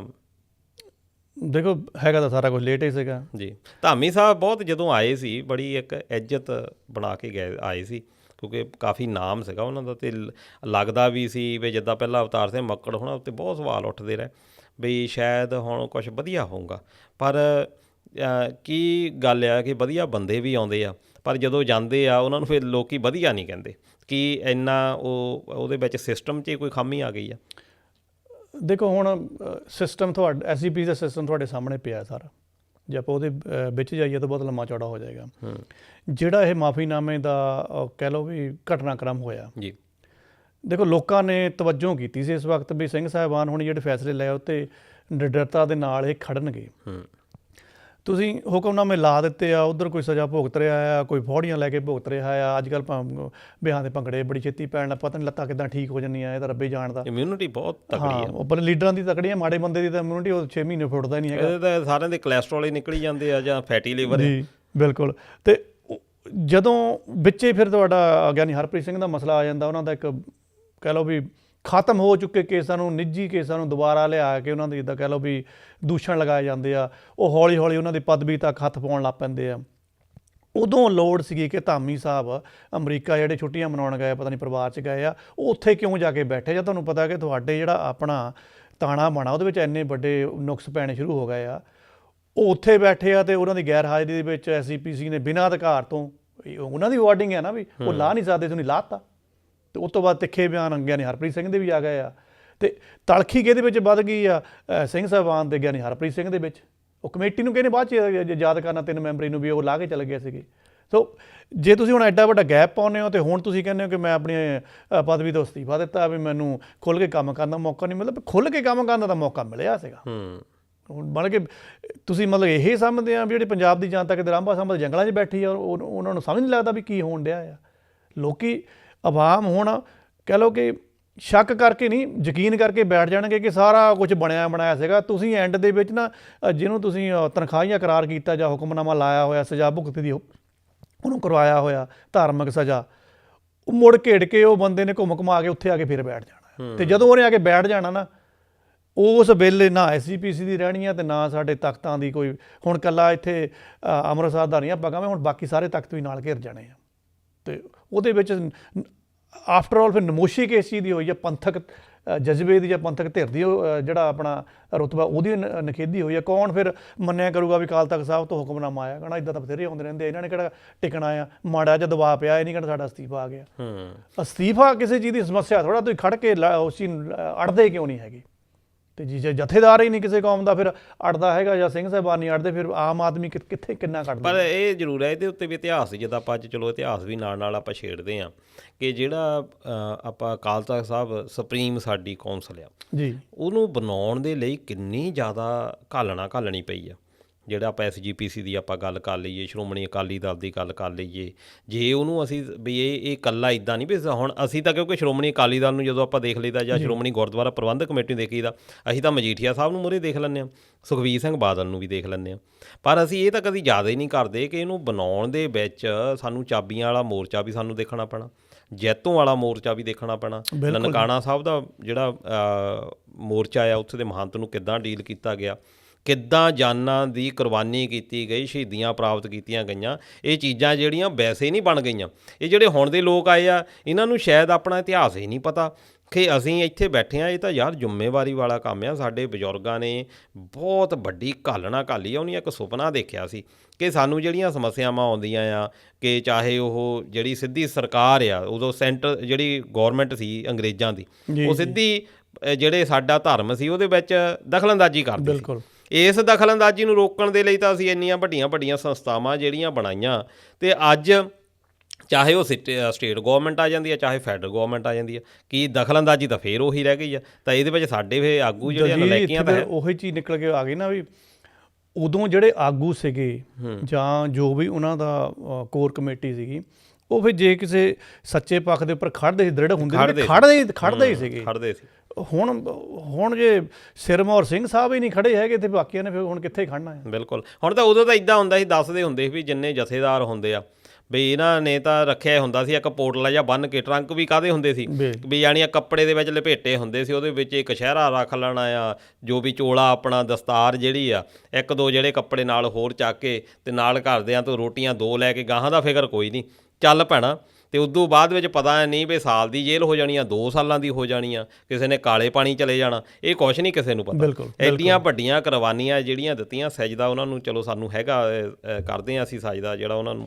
ਅਤੇ ਲਾਸਟ ਦੇ ਵਿੱਚ ਟਾਈਮ ਵੀ ਕਾਫੀ ਹੋ ਗਿਆ, ਅਤੇ ਟਰੰਪ ਸਾਹਿਬ ਦੀ ਆਪਾਂ ਜਾਂਦੇ ਗੱਲ ਜਿਹੜੀ ਜ਼ਰੂਰ ਕਰ ਦਈਏ। ਅਤੇ ਟਰੰਪ ਸਾਹਿਬ ਵੈਸੇ ਤਾਂ ਬੜੇ ਇੱਕ ਕਹਿ ਲਓ ਵੀ ਬੋਲਡ ਜਿਹੜੇ ਡਿਸੀਜਨ ਲੈ ਰਹੇ। ਹੁਣ ਉਹ ਕਹਿੰਦੇ ਆ ਵੀ ਜਿਹੜੀ ਪਲਾਸਟਿਕ ਸਟਰੋਅ ਜਿਹਨਾਂ ਨਾਲ ਆਪਾਂ ਪੀਂਦੇ ਹਾਂ ਜੂਸ ਵਗੈਰਾ, ਜਿਹੜਾ ਪਾਈਪ ਆ, ਉਹ ਕਹਿੰਦੇ ਵੀ ਪਲਾਸਟਿਕ ਵਾਲਾ ਕਹਿੰਦੇ ਵਧੀਆ ਆ, ਜਿਹੜਾ ਪੇਪਰ ਵਾਲਾ ਆ ਇਹ ਛੇਤੀ ਖਰਾਬ ਹੋ ਜਾਂਦਾ ਆ। ਕਹਿੰਦੇ ਵੀ ਇਹ ਲਾਗੂ ਜਿਹੜਾ ਕਰ ਦੇਣਾ ਚਾਹੀਦਾ। ਜੀ, ਤੁਸੀਂ ਥੋੜ੍ਹਾ ਜਿਹਾ ਇਹਨੂੰ ਹੌਲਾ ਲੈ ਲਿਆ। ਇਹ ਟਰੰਪ ਨੇ ਜੇ ਕਿਹਾ ਵੀ ਹੌਲਾ ਨਹੀਂ ਹੈਗਾ ਇਹ। ਅੱਛਾ ਠੀਕ। ਪਹਿਲਾਂ ਤਾਂ ਮੈਂ ਤੁਹਾਨੂੰ ਯਾਦ ਕਰਾ ਦੇਵਾਂ, ਹਜੇ ਟਰੰਪ ਨੇ ਆਪਣੀ ਸਹੁੰ ਚੁੱਕਣੀ ਸੀ ਤਾਂ ਉਹਨੇ ਪਹਿਲਾਂ ਹੀ ਇਹ ਕਿਹਾ ਸੀਗਾ ਮੈਨੂੰ ਆ ਲੈਣ ਦਿਓ, ਮੈਂ ਪਹਿਲੇ ਦਿਨ ਦੇ ਪਹਿਲੇ ਘੰਟੇ 'ਚ ਬਹਿ ਕੇ ਨਾ ਸਿਰ ਘੁਮਾ ਦੇਣੇ ਆ। ਅੱਛਾ, ਦੇਖੋ ਵੀ ਸਿਰੇ ਘੁੰਮਣ ਡੇ ਆ ਜੀ। ਹੁਣ ਅਮਰੀਕਾ ਨੂੰ ਉਨੇ ਜਾਂਦੇ ਨਹੀਂ ਹੈਗੇ ਜਿੰਨੇ ਇਹ ਢੋ ਕੇ ਤੁਹਾਡੇ ਮੁਲਕਾਂ 'ਚ ਲਿਆ ਕੇ ਸਿੱਟ ਦਿੰਦਾ ਆ। ਜੀ। ਟੈਰਿਫ ਤਾਂ ਚਲੋ ਹੁਣ ਸਾਰਿਆਂ ਨੂੰ ਪਤਾ ਕਿ ਟੈਰਿਫ ਉਹ ਲਗਾ ਰਿਹਾ ਆ, ਉਹ ਸਿਰਫ ਇਸ ਕਰਕੇ ਲਗਾ ਰਿਹਾ ਕਿ ਜੇ ਕੋਈ ਹੋਰ ਦੇਸ਼ ਸਾਡੇ ਵਿੱਚ ਮਾਲ ਲੈ ਕੇ ਦੇਸ਼ 'ਚ ਆਊਗਾ ਆਪਾਂ ਉਹਨੂੰ ਤਾਂ ਪੈਸਾ ਬਣਾਈਏ। ਪੈਸਾ ਕਿਉਂ ਬਣਾਉਣ ਨੂੰ ਫਿਰਦਾ ਅਮਰੀਕਾ? ਕਿਉਂਕਿ ਅਮਰੀਕਾ ਦੇ ਵੀ ਹਾਲਾਤ ਇੰਨੇ ਚੰਗੇ ਨਹੀਂ ਹੈਗੇ। ਠੀਕ ਹੈ, ਦੂਰੋਂ ਲੱਗਦਾ ਵੀ ਅਮਰੀਕਾ ਸੀ ਉੱਥੇ ਪਹੁੰਚਣਾ ਆ, ਪਹਿਲਾਂ ਵਾਲੇ ਰਹੇ ਨਹੀਂ, ਪਹਿਲਾਂ ਵਾਲਾ ਨਹੀਂ ਰਿਹਾ। ਉਹਨੂੰ ਡਰ ਲੱਗਾ ਹੋਇਆ ਕਿ ਸਾਡਾ ਕਿਤੇ ਡਾਲਰ ਨਾ ਖੁੱਸ ਜਾਵੇ। ਡਾਲਰ ਦੇ ਬਰਾਬਰ ਆਪ ਰਿਸਕ ਦੇ ਜਿਹੜੇ ਇਕੱਠੇ ਹੋਏ ਉਹ ਵਿੱਚ ਇੰਡੀਆ ਵੀ ਆਉਂਦਾ ਆ ਵੀ ਆਪਣੀ ਕਿਤੇ ਕਰੰਸੀ ਨਾ ਜ਼ਿਆਦਾ ਸਾਡੀ ਪਾਪੂਲਰ ਕਰ ਲੈਣ, ਕਿਉਂਕਿ ਡਾਲਰ ਇੱਕ ਵਾਰ ਲਈ ਤੋਂ ਲੱਥ ਗਿਆ ਤਾਂ ਦੇਸ਼ ਦਾ ਕਵਾੜਾ ਹੋ ਜਾਣਾ ਆ। ਉਹ ਇਸੇ ਕਰਕੇ ਟੈਰਰ ਲਗਾਉਣ ਦਾ ਡਰਾਮਾ ਤਾਂ ਆਪਾਂ ਨਹੀਂ ਕਹਿ ਸਕਦੇ, ਡਰਾਵੇ ਤਗੜੇ ਕਹਿ ਸਕਦੇ ਹਾਂ ਵੀ ਲਗਾ ਰਹੇ ਆ ਉਹ। ਹੁਣ ਜਿਹੜਾ ਇੱਕ ਨਵਾਂ ਉਹਨਾਂ ਨੇ ਫਲੂਆ ਛੱਡ ਦਿੱਤਾ ਆ, ਉਸ ਫਲੂਏ ਦੇ ਨਾਲ ਐਂ ਲੱਗਦਾ ਵੀ ਪਲਾਸਟਿਕ ਦਾ ਪ੍ਰਦੂਸ਼ਣ ਵੱਧ ਸਕਦਾ ਆ। ਹੁਣ ਇੱਕ ਪਾਸੇ ਅਸੀਂ ਕਹਿੰਦੇ ਪਲਾਸਟਿਕ ਦਾ ਪ੍ਰਦੂਸ਼ਣ ਬੜਾ ਗੰਭੀਰ ਹੁੰਦਾ ਜਾ ਰਿਹਾ ਵੀ ਪਲਾਸਟਿਕ ਤੋਂ ਨਿਜਾਤ ਪਾਓ। ਚਲੋ ਨਿਜਾਤ ਪਾਉਣ ਦੀ ਕੋਸ਼ਿਸ਼ ਵੀ ਸਾਰੇ ਕੰਟਰੀ ਕਰ ਰਹੇ ਆ। ਟਰੰਪ ਦਾ ਕਹਿ ਲਓ ਕਿ ਬਿਆਨ ਕੁਛ ਸੀਗਾ, ਲੇਕਿਨ ਉਹਦਾ ਜਿਹੜਾ ਨਾ ਕਹਿ ਲਓ ਕਿ ਐਂਡ ਰਿਜ਼ਲਟ ਆ ਉਹ ਜਾ ਕੇ ਪਲਾਸਟਿਕ ਦੇ ਆ ਖੜ ਜਾਂਦਾ, ਕਿਉਂਕਿ ਬਦਲ ਸਾਡੇ ਕੋਲ ਹੈ ਨਹੀਂ ਗਾ। ਟਰੰਪ ਕਹਿੰਦਾ ਆ ਵੀ ਦੇਸ਼ ਵਿੱਚ ਦਾਖਲ ਹੋਣ ਵਾਲੇ ਜਿਹੜੇ ਸਾਰੇ ਸਟੀਲ ਤੇ ਐਲੂਮੀਨੀਅਮ ਆ ਨਾ, ਕਿਸੇ ਵੀ ਕੰਟਰੀ ਨੇ ਕੋਈ ਚੀਜ਼ ਸਟੀਲ ਤੇ ਐਲੂਮੀਨੀਅਮ ਦੀ ਬਣਾ ਕੇ ਜਾਂ ਉਹ ਐਜ਼ ਏ ਕੱਚਾ ਹੀ ਉਹ ਅਮਰੀਕਾ 'ਚ ਭੇਜਣਾ, ਤਾਂ ਅਸੀਂ ਕਹਿੰਦੇ ਉੱਤੇ 25% ਦੀ ਆਯਾਤ ਟੈਕਸ ਦਰਾਮਦ ਦੇ ਉੱਪਰ ਲਾਉਣਾ ਆ। ਪਹਿਲੀ ਗੱਲ ਤਾਂ 25% ਦੀ ਬਹੁਤ ਜ਼ਿਆਦਾ ਹੁੰਦਾ ਆ। ਹੁਣ ਇਹਦੇ ਨਾਲ ਹੁਣ ਸਮੱਸਿਆ ਕੀ ਆਊਗਾ? ਨਾਲੇ ਇੱਕ ਬਿਆਨ ਆਉਂਦਾ ਕੋਕਾ ਕੋਲਾ ਕੰਪਨੀ ਦਾ, ਹੁਣ ਕੰਪਨੀ ਵੀ ਇਹਨਾਂ ਦੇ ਆਪਣੇ ਦੇਸ਼ ਦੀ ਆ ਜੀ, ਤਾਂ ਮੰਨੀ ਪਰਮੰਨੀ ਕੰਪਨੀ ਆ। ਉਹ ਕਹਿੰਦੇ ਆ ਵੀ ਦੇਖੋ ਫਿਲਹਾਲ ਅਸੀਂ ਜਿਹੜੇ ਅਮਰੀਕਾ ਦੇ ਵਿੱਚ ਜਿੰਨਾ ਵੀ ਕਹਿੰਦੇ ਅਸੀਂ ਆਪਣਾ ਕੋਕ ਵੇਚਦੇ ਹਾਂ ਵੀ ਅਸੀਂ ਕੋਸ਼ਿਸ਼ ਕਰਦੇ ਵੀ ਐਲੂਮੀਨੀਅਮ ਦੇ ਕੈਨਸ ਦੇ ਵਿੱਚ ਪਾ ਕੇ ਵੇਚੀਏ। ਕਹਿੰਦੇ ਠੀਕ ਹੈ, ਐਲੂਮੀਨੀਅਮ ਦਾ ਕੈਨ ਸਾਨੂੰ ਪਹਿਲੀ ਵਾਰ ਕਾਸਟ ਪ੍ਰੋਡਕਸ਼ਨ ਜਿਹੜੀ ਥੋੜ੍ਹੀ ਜ਼ਿਆਦਾ ਬਣਦੀ, ਪਰ ਸਾਨੂੰ ਇਹ ਪਤਾ ਵੀ ਇਹਦਾ ਜਿਹੜਾ ਰੀਸਾਈਕਲ ਹੁੰਦਾ ਨਾ ਮੈਕਸੀਮਮ ਰੀਸਾਈਕਲ ਹੁੰਦਾ ਪਲਾਸਟਿਕ ਦੇ ਨਾਲੋਂ ਜ਼ਿਆਦਾ। ਇਸ ਕਰਕੇ ਜੇ ਤੁਸੀਂ ਸਟੀਲ ਦੇ ਉੱਪਰ ਜਾਂ ਐਲੂਮੀਨੀਅਮ ਦੇ ਉੱਪਰ ਦਰਾਮਦ ਦੇ ਉੱਪਰ ਟੈਕਸ ਲਗਾਓਗੇ ਇੰਨਾ ਭਾਰਾ, ਤਾਂ ਇਹਦਾ ਮਤਲਬ ਇਹ ਸਾਡੀ ਫਿਰ ਪਹੁੰਚ ਤੋਂ ਬਾਹਰ ਹੋ ਜਾਏਗਾ। ਅਸੀਂ ਤਾਂ ਫਿਰ ਦੁਬਾਰਾ ਪਲਾਸਟਿਕ ਦੀਆਂ ਬੋਤਲਾਂ 'ਤੇ ਆਵਾਂਗੇ। ਅਤੇ ਨਾਲ ਉਹਨਾਂ ਨੇ ਇਹ ਕੋਡ ਕੀਤਾ, ਪਹਿਲਾਂ ਮੈਂ ਵਾਤਾਵਰਣ ਸਮੂਹਾਂ ਦੀ ਕੋਡਿੰਗ ਦੇ ਦਾਂ। ਜਿਹੜੇ ਵਾਤਾਵਰਣ ਸਮੂਹ ਕੁਛ ਆਰਗੇਨਾਈਜੇਸ਼ਨ ਆ ਉਹ ਲਗਾਤਾਰ 6 ਸਾਲਾਂ ਤੋਂ ਕਹਿ ਰਹੀਆਂ ਵੀ ਦੁਨੀਆ ਦੀ ਇੱਕ ਇਹੀ ਵਾਹਦ ਕੰਪਨੀ ਆ ਕੋਕਾ ਕੋਲਾ ਜਿਹੜੀ ਮਤਲਬ ਕਿ ਸਿਖਰਲੇ ਪੱਧਰ ਦੀ ਪਲਾਸਟਿਕ ਪ੍ਰਦੂਸ਼ਣ ਫੈਲਾਉਂਦੀ ਆ, ਕਿਉਂਕਿ ਪ੍ਰੋਡਕਟ ਬਹੁਤ ਇਹਨਾਂ ਦਾ ਵਿਕਦਾ। ਬੋਤਲਾਂ ਤੁਸੀਂ ਵੀ ਦੇਖਿਆ ਦਲ ਜੀ, ਤੁਰੀਆਂ ਫਿਰਦੀਆਂ ਰਹਿੰਦੀਆਂ ਬੋਤਲਾਂ। ਇੱਥੇ ਚਲੋ ਆਪਣੇ ਇਕੱਠੀਆਂ ਕੁੱਠੀਆਂ ਕਰ ਲੈਂਦੇ ਆ, ਅਤੇ ਇੰਡੀਆ 'ਚ ਤਾਂ ਤੁਹਾਨੂੰ ਪਤਾ ਪਹਾੜੀਆਂ 'ਤੇ ਸਾਰੀਆਂ ਬੋਤਲਾਂ ਤੁਰੀਆਂ ਫਿਰਦੀਆਂ ਹੁੰਦੀਆਂ। ਅਤੇ ਇੱਕ ਪਾਸੇ ਤਾਂ ਤੁਸੀਂ ਕਹਿੰਦੇ ਸਾਨੂੰ ਨਿੰਦੀ ਜਾਂਦੇ ਆ ਵੀ ਤੁਸੀਂ ਸਿਰੇ ਦੀ ਪਲਾਸਟਿਕ ਪ੍ਰਦੂਸ਼ਣ ਦੀ ਕੰਪਨੀ ਆ। ਅਸੀਂ ਕਹਿੰਦੇ ਇਹਦੇ ਸੰਦਰਭ ਦੇ ਵਿੱਚ ਫਿਰ ਕੋਸ਼ਿਸ਼ ਕੀਤੀ ਆ ਵੀ ਕੋਈ 2030 ਤੱਕ ਜਿਹੜੀ ਪੈਕੇਜਿੰਗ ਹੈ ਉਹਦੇ ਵਿੱਚ 50% ਅਸੀਂ ਰੀਸਾਈਕਲ ਪਲਾਸਟਿਕ ਯੂਜ਼ ਕਰਨੀ ਆ।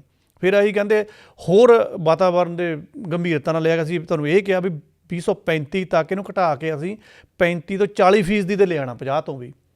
ਅਸੀਂ ਕਹਿੰਦੇ ਇੱਕ ਪਾਸੇ ਇੰਨਾ ਕੁਛ ਕਰ ਰਹੇ ਹਾਂ, ਤਾਂ ਤੁਸੀਂ ਹੁਣ ਜੇ ਐਲੂਮੀਨੀਅਮ ਦੇ ਉੱਪਰ ਟੈਰਿਫ ਲਗਾਓਗੇ ਤਾਂ ਫਿਰ ਸਾਨੂੰ ਤੁਸੀਂ ਇਹ ਸੰਦੇਸ਼ਾ ਦੇ ਰਹੇ ਕਿ ਅਸੀਂ ਹੁਣ ਦੁਬਾਰਾ ਪਲਾਸਟਿਕ ਦੀ ਬੋਤਲਾਂ 'ਚ ਵੇਚੀ ਨਾ ਫਿਰ ਆਪਣਾ ਸੋਡਾ। ਅਤੇ ਰਹਿੰਦੀ ਖੁੰਦੀ ਕਸਰ ਫਿਰ ਟਰੰਪ ਸਾਹਿਬ ਨੇ ਇਹ ਕੱਢ ਦਿੱਤੀ। ਜੇ ਤੁਹਾਨੂੰ ਯਾਦ ਹੋਵੇ ਜਦੋਂ ਸਾਡੇ ਕੋਲ ਅਮਰੀਕਾ ਦੇ ਸਾਬਕਾ ਰਾਸ਼ਟਰਪਤੀ ਜੋ ਬਾਈਡਨ ਜਾਂਦੇ ਨਾ ਇੱਕ ਬਿੱਲ ਦੇ ਉੱਪਰ ਦਸਤਖਤ ਕਰਕੇ ਗਏ ਸੀਗੇ। ਉਹਨਾਂ ਨੇ ਇਹ ਕਿਹਾ ਸੀਗਾ ਵੀ ਜਿਹੜੇ ਜਿੱਦਾਂ ਤੁਸੀਂ ਗੱਲ ਕੀਤੀ ਨਾ ਪਲਾਸਟਿਕ ਦੇ ਸਟਰੋ, ਜਿਹਨਾਂ ਆਪਾਂ ਜੂਸ ਅਤੇ ਹੋਰ ਵੀ ਪੀਣ ਵਾਲੀਆਂ ਚੀਜ਼ਾਂ ਜਿਹੜੀਆਂ ਪਾਈਪ ਜਿਹਾ ਲਗਾ ਕੇ ਆਪਾਂ ਪੀਂਦੇ ਹਾਂ, ਉਹ ਕਹਿੰਦੇ ਵੀ ਪਲਾਸਟਿਕ ਛੱਡੋ। ਵੀ ਸਾਨੂੰ ਲੱਗਦਾ ਕਿ ਛੋਟੀ ਜਿਹੀ ਹੈਗੀ ਹੈ ਇੱਕ, ਪਰ ਇਹਦੇ ਨਾਲ ਬਹੁਤ ਜ਼ਿਆਦਾ ਤਾਦਾਦ ਦੇ ਵਿੱਚ ਪਲਾਸਟਿਕ ਮਿਸਯੂਜ਼ ਹੁੰਦੀ ਆ। ਤੁਸੀਂ ਇਹਦੀ ਜਗ੍ਹਾ 'ਤੇ ਕਾਗਜ਼ ਵਾਲੇ ਸਟਰਾ ਆਪਾਂ ਅਮਰੀਕਾ ਦੇ ਵਿੱਚ ਬਦਲ ਕਰ ਦੇਣਾ ਆ। ਹੁਣ ਟਰੰਪ ਹੋਣੀ ਉਹ ਜਿਹੜਾ ਬਿੱਲ ਸੀਗਾ ਆਦੇਸ਼ ਸੀਗਾ ਉਹ ਤਾਂ ਉਲਟਾ ਹੀ ਚੱਲ ਪਿਆ, ਉਹਨੂੰ ਕੈਂਸਲ ਹੀ ਕਰਤਾ, ਰੱਦ। ਉਹ ਕਹਿੰਦੇ ਆ ਵੀ ਜਦੋਂ ਆਪਾਂ ਉਹ ਕਾਗਜ਼ ਵਾਲਾ ਜਿਹੜਾ ਆ ਉਹ ਛੇਤੀ ਜਿਹੜਾ ਖਰਾਬ ਹੋ ਜਾਂਦਾ। ਹੁਣ ਜਦੋਂ ਬੰਦਾ ਆ ਕਈਆਂ ਨੂੰ ਆਦਤ ਆ ਨਾ ਉਹ ਦੰਦਾਂ ਦੇ ਨਾਲ ਚਿੱਥਦੇ ਰਹਿੰਦੇ ਆ, ਪਰ ਕਾਗਜ਼ ਵਾਲਾ ਜਿਹੜਾ ਛੇਤੀ ਖਰਾਬ ਹੋ ਜਾਂਦਾ ਕਹਿੰਦੇ ਇੰਨਾ। ਟਰੰਪ ਸਾਹਿਬ ਨੇ ਉਸ ਬਿੱਲ ਤੇ ਦਸਤਖਤ ਉਲਟ ਕਰ ਦਿੱਤੇ ਕਿ ਮੈਂ ਨਹੀਂ ਇਹ ਮੰਨਦਾ, ਪਰ ਉਹਨਾਂ ਨੇ ਇਹ ਗੱਲ ਨਹੀਂ ਕਹੀ ਹੈ ਵੀ ਅਸੀਂ ਜਿੱਤ ਕੇ ਜ਼ਿਆਦਾ ਖਰਾਬ ਕਰ ਲੈਂਦੇ ਆ। ਤੇ ਇਹਦਾ ਆਪਾਂ ਗੱਲ ਵੈਸੇ ਕਰਦੇ ਵੀ ਸ਼ਾਇਦ ਹਾਂ, ਉਹ ਜਿੱਤ ਕੇ ਖਰਾਬ ਹੁੰਦਾ। ਬਾਈਡਨ ਤਾਂ ਤੁਹਾਨੂੰ ਇਹ ਕਹਿ ਗਿਆ ਵੀ ਪਲਾਸਟਿਕ ਪ੍ਰਦੂਸ਼ਣ ਇੱਕ ਬਹੁਤ ਵੱਡਾ ਸੰਕਟ ਆ, ਬਿਲਕੁਲ, ਵੀ ਮੈਂ ਇਹ ਬਿੱਲ ਦੇ ਜਾਂਦਾ ਦਸਤਖਤ ਕਰ ਜਾਂਦਾ, ਤੁਸੀਂ ਹੁਣ ਬਿੱਲ ਨੂੰ ਕਟਾਈ 'ਚ ਪਾਤਾ। ਬਿਲਕੁਲ। ਇਹ ਦੇਖੋ ਦੋਸਤੋ, ਜਿਹੜਾ ਪਲਾਸਟਿਕ ਦਾ ਪੋਲੂਸ਼ਨ ਹੈ ਇਹ ਵੀ ਆਪਾਂ ਜ਼ਰੂਰ ਗੱਲ ਕਰਨੀ ਚਾਹੀਦੀ। 2015 ਦੇ ਵਿੱਚ ਇੱਕ ਸ਼ਾਇਦ ਵੀਡੀਓ ਵਾਇਰਲ ਹੋਈ ਸੀ 2015 ਦੇ ਵਿੱਚ YouTube ਦੇ ਉੱਤੇ ਦੇਖੀ ਸੀ ਮੈਂ, ਕਿ ਉਹਦੇ ਵਿੱਚ ਇੱਕ ਕਛੂਕੁੰਮਾ ਟਰਟਲ ਜਿਹੜੀ ਇੱਕ ਨਸਲ ਆ ਕਛੂਕੁੰਮੇ ਦੀ, ਤੇ ਉਹ ਜਿਹੜਾ ਆ ਉਹ ਪਲਾਸਟਿਕ ਦੇ ਨਾਲ ਵੱਜਿਆ ਹੋਇਆ ਸੀ, ਜਾਣੀ ਸਮੁੰਦਰ ਦੇ ਵਿੱਚ ਉਹ ਪਹਿਲੀ ਵਾਰ ਪਾਇਆ ਗਿਆ ਇੱਦਾਂ। ਉਸ ਤੋਂ ਬਾਅਦ ਇਹ ਹੋਇਆ ਵੀ ਜਿਹੜੇ ਜਾਨਵਰ ਆ ਸੀ ਤਾਂ ਪਲਾਸਟਿਕ ਸਿੱਟੀ ਜਾਂਦੇ ਆ ਨਦੀਆਂ ਰਾਹੀਂ, ਨਾਲਿਆਂ ਰਾਹੀਂ, ਐਂਡ ਆਫ ਦਾ ਜਿਹੜੀ ਡੈਸਟੀਨੇਸ਼ਨ ਆ ਉਹ ਆਪਣਾ ਸਮੁੰਦਰ ਆ, ਸਮੁੰਦਰ ਵਿੱਚ ਜਾਣਾ ਸਾਰਾ ਕੁਛ। ਉਹ ਤੋਂ ਬਾਅਦ ਪਾਇਆ ਗਿਆ ਵੀ ਬਹੁਤ ਵੱਡੀ ਮਾਤਰਾ ਦੇ ਵਿੱਚ ਪਲਾਸਟਿਕ ਉੱਥੇ ਪਿਆ। ਡੋਲਫਿਨ ਜਿਹੜੀਆਂ ਉਹਨਾਂ ਦੀ ਜਾਨ ਨੂੰ ਬਹੁਤ ਵੱਡਾ ਖਤਰਾ, ਕਿਉਂਕਿ ਉਹ ਜਿਹੜੀਆਂ ਮੱਛੀਆਂ ਉਹਨਾਂ ਨੂੰ ਥੋੜ੍ਹੀ ਪਤਾ ਵੀ ਇਹ ਚੀਜ਼ ਖਾਣ ਵਾਲੀ ਕਿ ਨਹੀਂ। ਉਹ ਤਾਂ ਕਹਿੰਦੇ ਆ ਵੀ ਇਹ ਤਾਂ ਪੱਥਰ ਚੱਟ ਕੇ ਵਾਪਸ ਮੁੜਦੀ ਆ ਮੱਛੀ, ਜਿਹੜੀ ਆ ਜੋ ਚੀਜ਼ ਆਉਂਦੀ ਆ ਨਿਕਲ ਜਾਂਦੀ ਆ। ਹੁਣ ਉਹ ਜਿਹੜੀ ਪਲਾਸਟਿਕ ਆ ਅੰਦਰ ਜਾਂਦੀ ਆ, ਉਹਦੇ ਨਾਲ ਸਾਡੇ ਪੰਛੀ ਕਿੰਨੇ ਪ੍ਰਭਾਵਿਤ ਹੋਏ ਆ। ਬਹੁਤ ਜ਼ਿਆਦਾ ਨਸਲਾਂ ਜਿਹੜੀਆਂ ਖਤਮ ਹੋ ਗਈਆਂ, ਕਿਉਂਕਿ ਪਲਾਸਟਿਕ ਜਿਹੜੀ ਅੰਦਰ ਜਾਂਦੀ ਆ, ਪਲਾਸਟਿਕ ਜਿਹੜੀ ਆ ਉਹ ਖਤਮ ਨਹੀਂ ਹੁੰਦੀ। ਹੁਣ ਇਸ ਕਰਕੇ ਬਹੁਤ ਵੱਡੀ ਗਿਣਤੀ ਦੇ ਵਿੱਚ ਇਹ ਕਿਹਾ ਜਾਂਦਾ ਸੀ ਪਹਿਲਾਂ ਵੀ ਕਿ ਪਲਾਸਟਿਕ ਬੈਗ ਜਿਹੜੇ ਖਤਮ ਕਰਦੇ। ਇੱਥੇ ਆਸਟ੍ਰੇਲੀਆ ਵਿੱਚ ਹੈਗਾ ਵੈਸੇ, ਹੁਣ ਲੋਕ ਘਰੋਂ ਲੈ ਕੇ ਜਾਂਦੇ ਆ ਬੈਗ ਜੇ ਘੱਟੋ ਘੱਟ, ਪਰ ਇੰਡੀਆ ਦੇ ਵਿੱਚ ਅਸੀਂ ਜਾ ਕੇ ਆਏ, ਉੱਥੇ ਅਜੇ ਇਹ ਕੰਮ ਚੱਲ ਰਿਹਾ, ਉੱਥੇ ਅਜੇ ਪਲਾਸਟਿਕ ਇੱਦਾਂ ਹੀ ਆ। ਪਲਾਸਟਿਕ ਦੇ ਵਿੱਚ ਜਲਦੀ ਜਾਂਦੇ ਮੈਂ ਇੱਕ ਹੋਰ ਦੱਸਦਾ, ਅਸੀਂ ਉਹਤੇ ਗੌਰ ਨਹੀਂ ਕਰਦੇ, ਪਰ ਇਹਦੇ ਉੱਪਰ ਪੂਰੇ ਯਾਨੀ ਕਿ ਡਾਟਾਬੇਸ ਪੇਪਰਸ ਰਿਲੀਜ਼ ਹੋਏ ਵਾ, ਨੈੱਟ 'ਤੇ ਤੁਸੀਂ ਜਾ ਸਕਦੇ ਆ। ਸਾਨੂੰ ਤਾਂ ਐਂ ਲੱਗਦਾ ਵੀ ਇਹ ਲਿਫਾਫੇ ਮਿੱਟੀ 'ਚ ਰੁਲਦੇ ਫਿਰਦੇ, ਜਾਂ ਪਾਣੀ 'ਚ ਰੁਲ ਗਿਆ, ਜਾਂ ਸਮੁੰਦਰ ਚੱਲ ਗਏ, ਨਦੀਆਂ 'ਚ ਚੱਲ ਗਏ, ਜਾਂ ਪਲਾਸਟਿਕ ਦੇ ਕੈਨ ਕੂਨ ਚੱਲ ਗਏ, ਇਹ ਤਾਂ ਸਾਨੂੰ ਦੀਦੇ ਆ। ਜਿਹੜਾ ਸਹੀ ਪਲਾਸਟਿਕ ਕਹਿੰਦੇ ਆ ਵੀ ਜਿਹੜਾ ਸਾਨੂੰ ਨਹੀਂ ਦੀਦੀ, ਉਹਦੇ ਜਿਹੜੇ ਆਪਟੀਕਲ ਆ ਉਹ ਪਾਣੀ ਦੇ ਵਿੱਚ ਘੁਲਣ ਡਏ ਆ, ਜਿਹੜੇ ਤੁਹਾਨੂੰ ਦੀਦੇ ਨਹੀਂ ਹੈਗੇ, ਮਾਈਕਰੋ ਪਲਾਸਟਿਕ।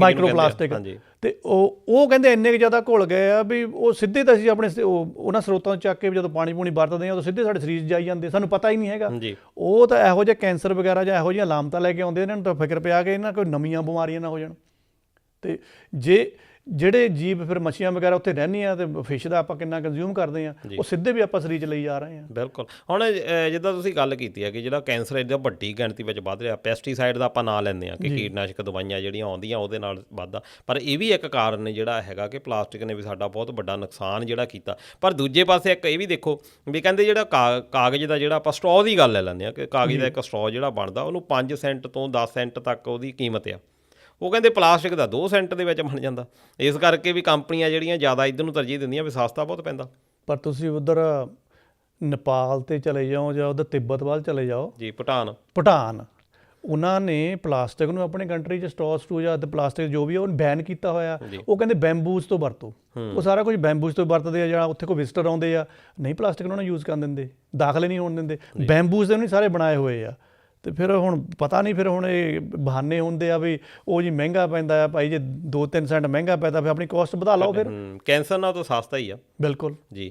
ਤੇ ਖੈਰ ਦੋਸਤੋ, ਟਾਈਮ ਵੀ ਕਾਫੀ ਜਿਹੜਾ ਹੋ ਗਿਆ, ਤੇ ਤੁਹਾਨੂੰ ਮੁੱਦੇ ਥੋੜ੍ਹੇ ਜਿਹੇ ਗੰਭੀਰਤਾ ਨਾਲ ਵਿਚਾਰਨ ਵਾਲੇ ਸੀ ਅੱਜ।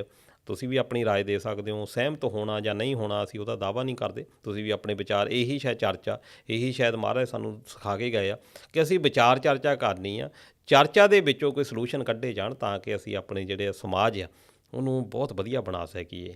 ਘੱਟੋ ਘੱਟ ਜਿੱਦਾਂ ਦੇ ਸਾਨੂੰ ਬਜ਼ੁਰਗ ਸਾਡੇ ਲਈ ਛੱਡ ਕੇ ਗਏ ਆ ਇਨਵਾਇਰਮੈਂਟ, ਉੱਦਾਂ ਦਾ ਅਸੀਂ ਸਾਂਭ ਕੇ ਜ਼ਰੂਰ ਰੱਖੀਏ। ਜੇ ਅਸੀਂ ਹੋਰ ਜ਼ਿਆਦਾ ਵਧੀਆ ਨਹੀਂ ਬਣਾ ਸਕਦੇ ਤਾਂ। ਤੇ ਦੋਸਤੋ, ਇਹ ਪ੍ਰੋਗਰਾਮ ਕਿੱਦਾਂ ਦਾ ਲੱਗਾ ਫੀਡਬੈਕ ਜ਼ਰੂਰ ਦਿਓ। ਤੇ ਮਿਲਾਂਗੇ ਹੁਣ ਅਗਲੇ ਹਫ਼ਤੇ। ਮੈਨੂੰ ਦਲਜੀਤ ਸਿੰਘ ਨੂੰ ਤੇ ਨਾਲ ਸਾਡੇ ਸਾਥੀ ਹਰਜੀਤ ਲਸਾੜਾ ਜੀ ਨੂੰ ਦਿਓ ਇਜਾਜ਼ਤ। ਮਿਲਾਂਗੇ ਅਗਲੇ ਹਫ਼ਤੇ ਇੰਡੋਸ ਪ੍ਰਾਈਮ ਦੇ ਵਿੱਚ। ਉਦੋਂ ਤੱਕ ਆਪਣਾ ਖਿਆਲ ਰੱਖਿਓ। ਸਤਿ ਸ੍ਰੀ ਅਕਾਲ, ਰੱਬ ਰਾਖਾ। ਧੰਨਵਾਦ ਜੀ।